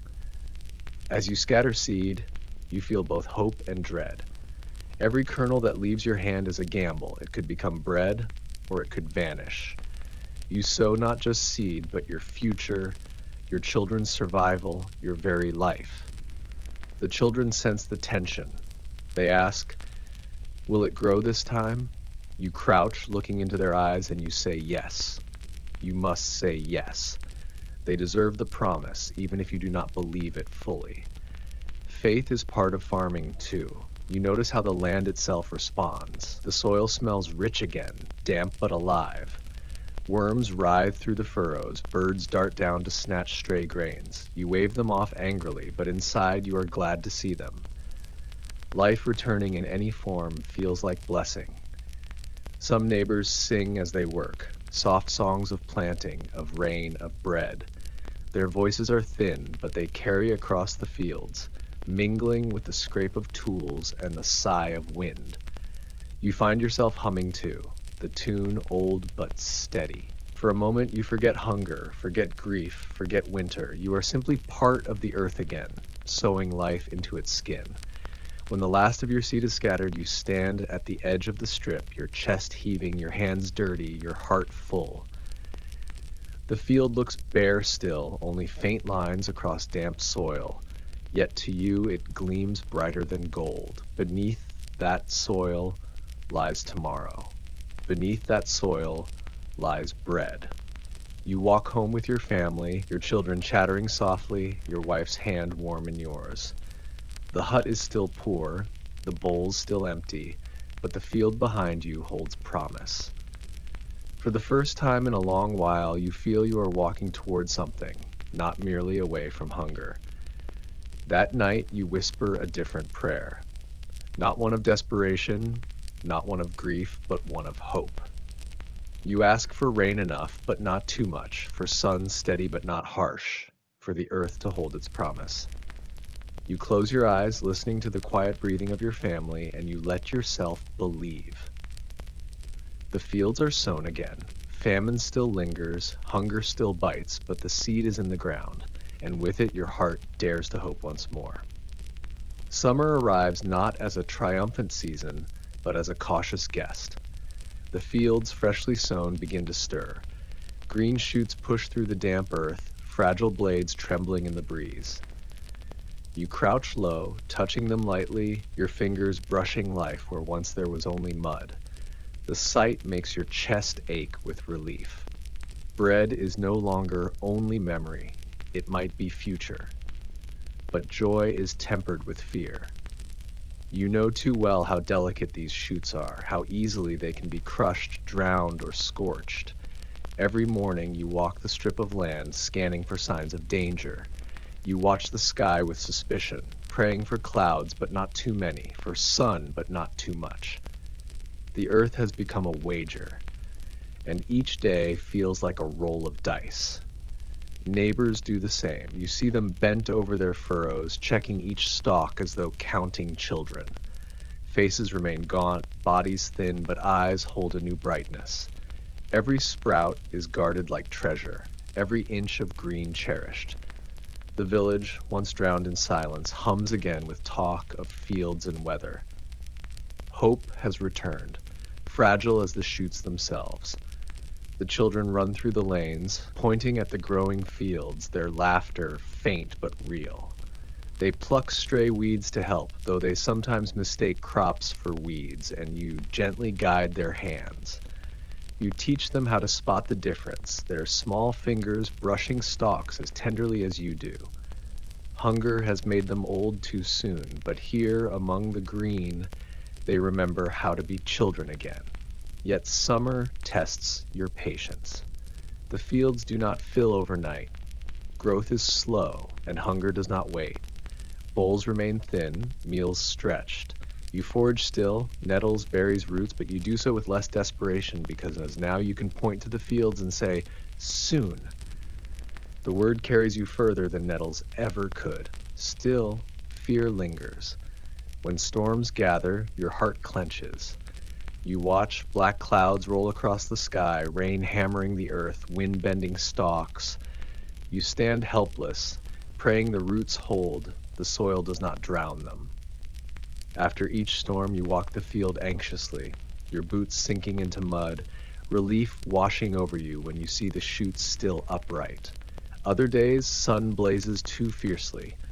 The earth cracks, stalks wilt, leaves curl. You and your neighbors carry buckets from streams, pouring water into furrows, your arms trembling, your backs aching. Each drop feels precious, each bucket a battle against the sky. The children help, splashing more than they pour, but you smile anyway. Their laughter lightens the work, and even wilted stalks seem stronger for it. Pests arrive too. Birds swoop down, eager for tender shoots. You shout, wave sticks, throw stones, chasing them off. Sometimes you station the children in the field, their voices loud, their arms flailing to scare away intruders. Their shrieks echo across the village, a chorus of defiance.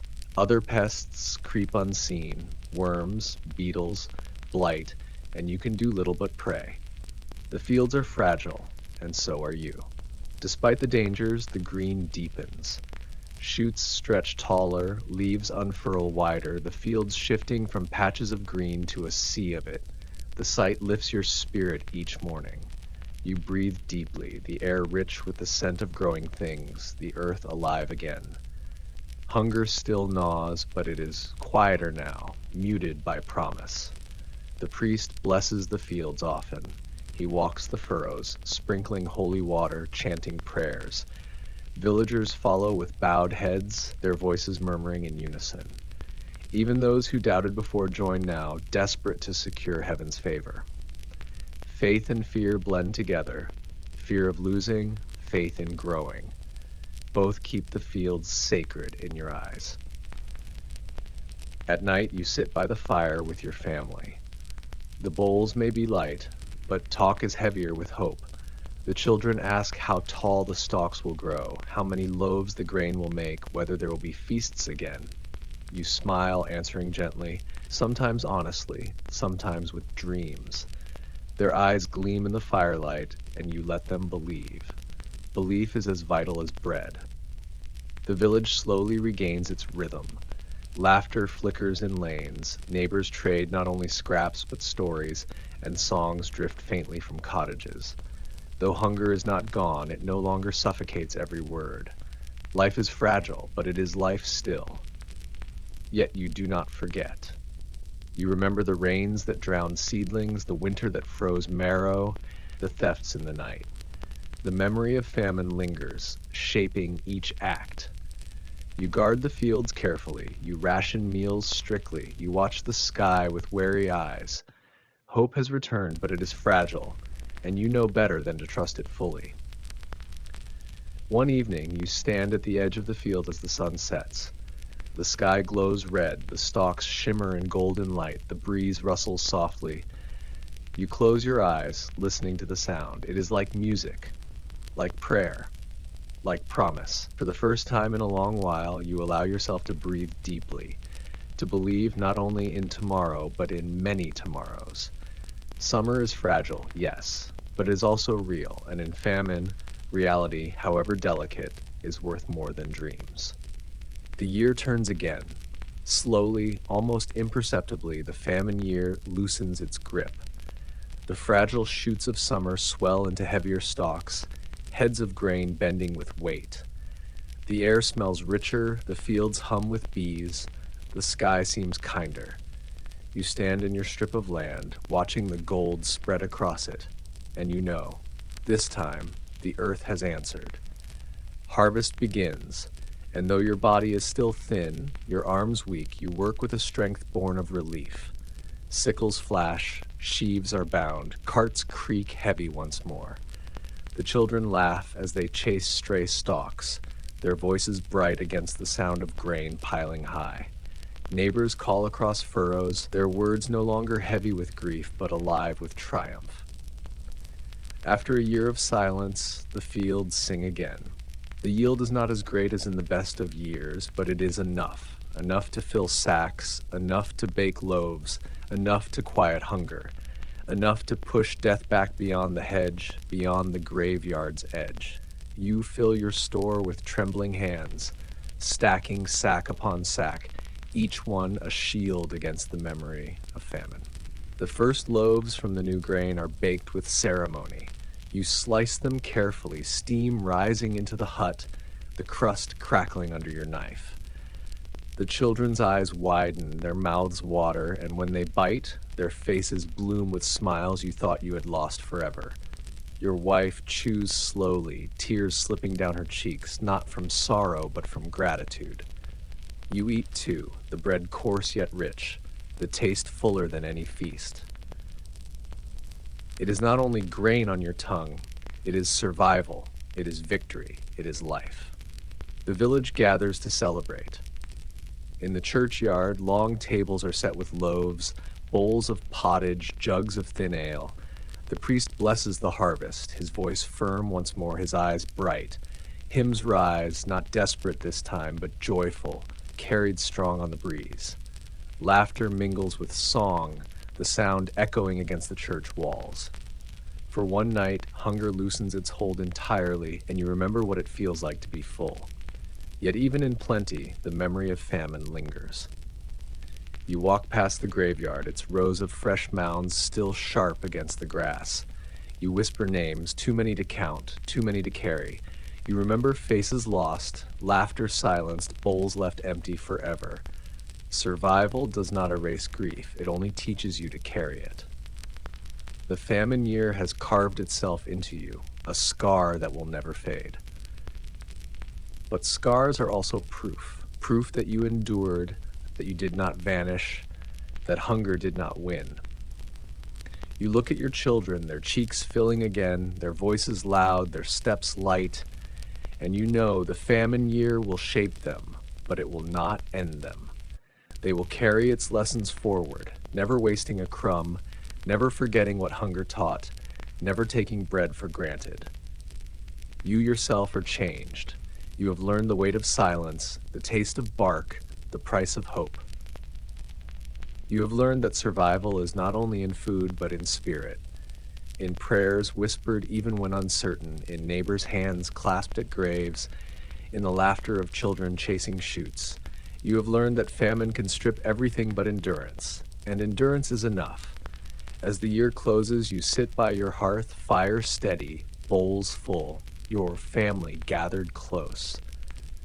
Outside, the fields lie bare once more, harvested clean, but they promise renewal. You breathe deeply, the scent of bread and smoke wrapping around you. The famine year is ending. Another year begins. You survived. And so, as the night deepens, as the fire burns low, as the world quiets, you let yourself rest. You whisper thanks for the earth, for your family, for endurance itself. You close your eyes, your children's breath steady beside you, your wife's hand warm in yours. The famine year has passed. Tomorrow will bring new toil, new seasons, new trials. But for tonight, you have bread, you have warmth, you have life. And now, listener, so do you. You have walked the famine year with me, felt its hunger and hope, its grief and endurance. You too have reached the end. So rest well, knowing that survival, yours, mine, theirs, is always possible. Good night.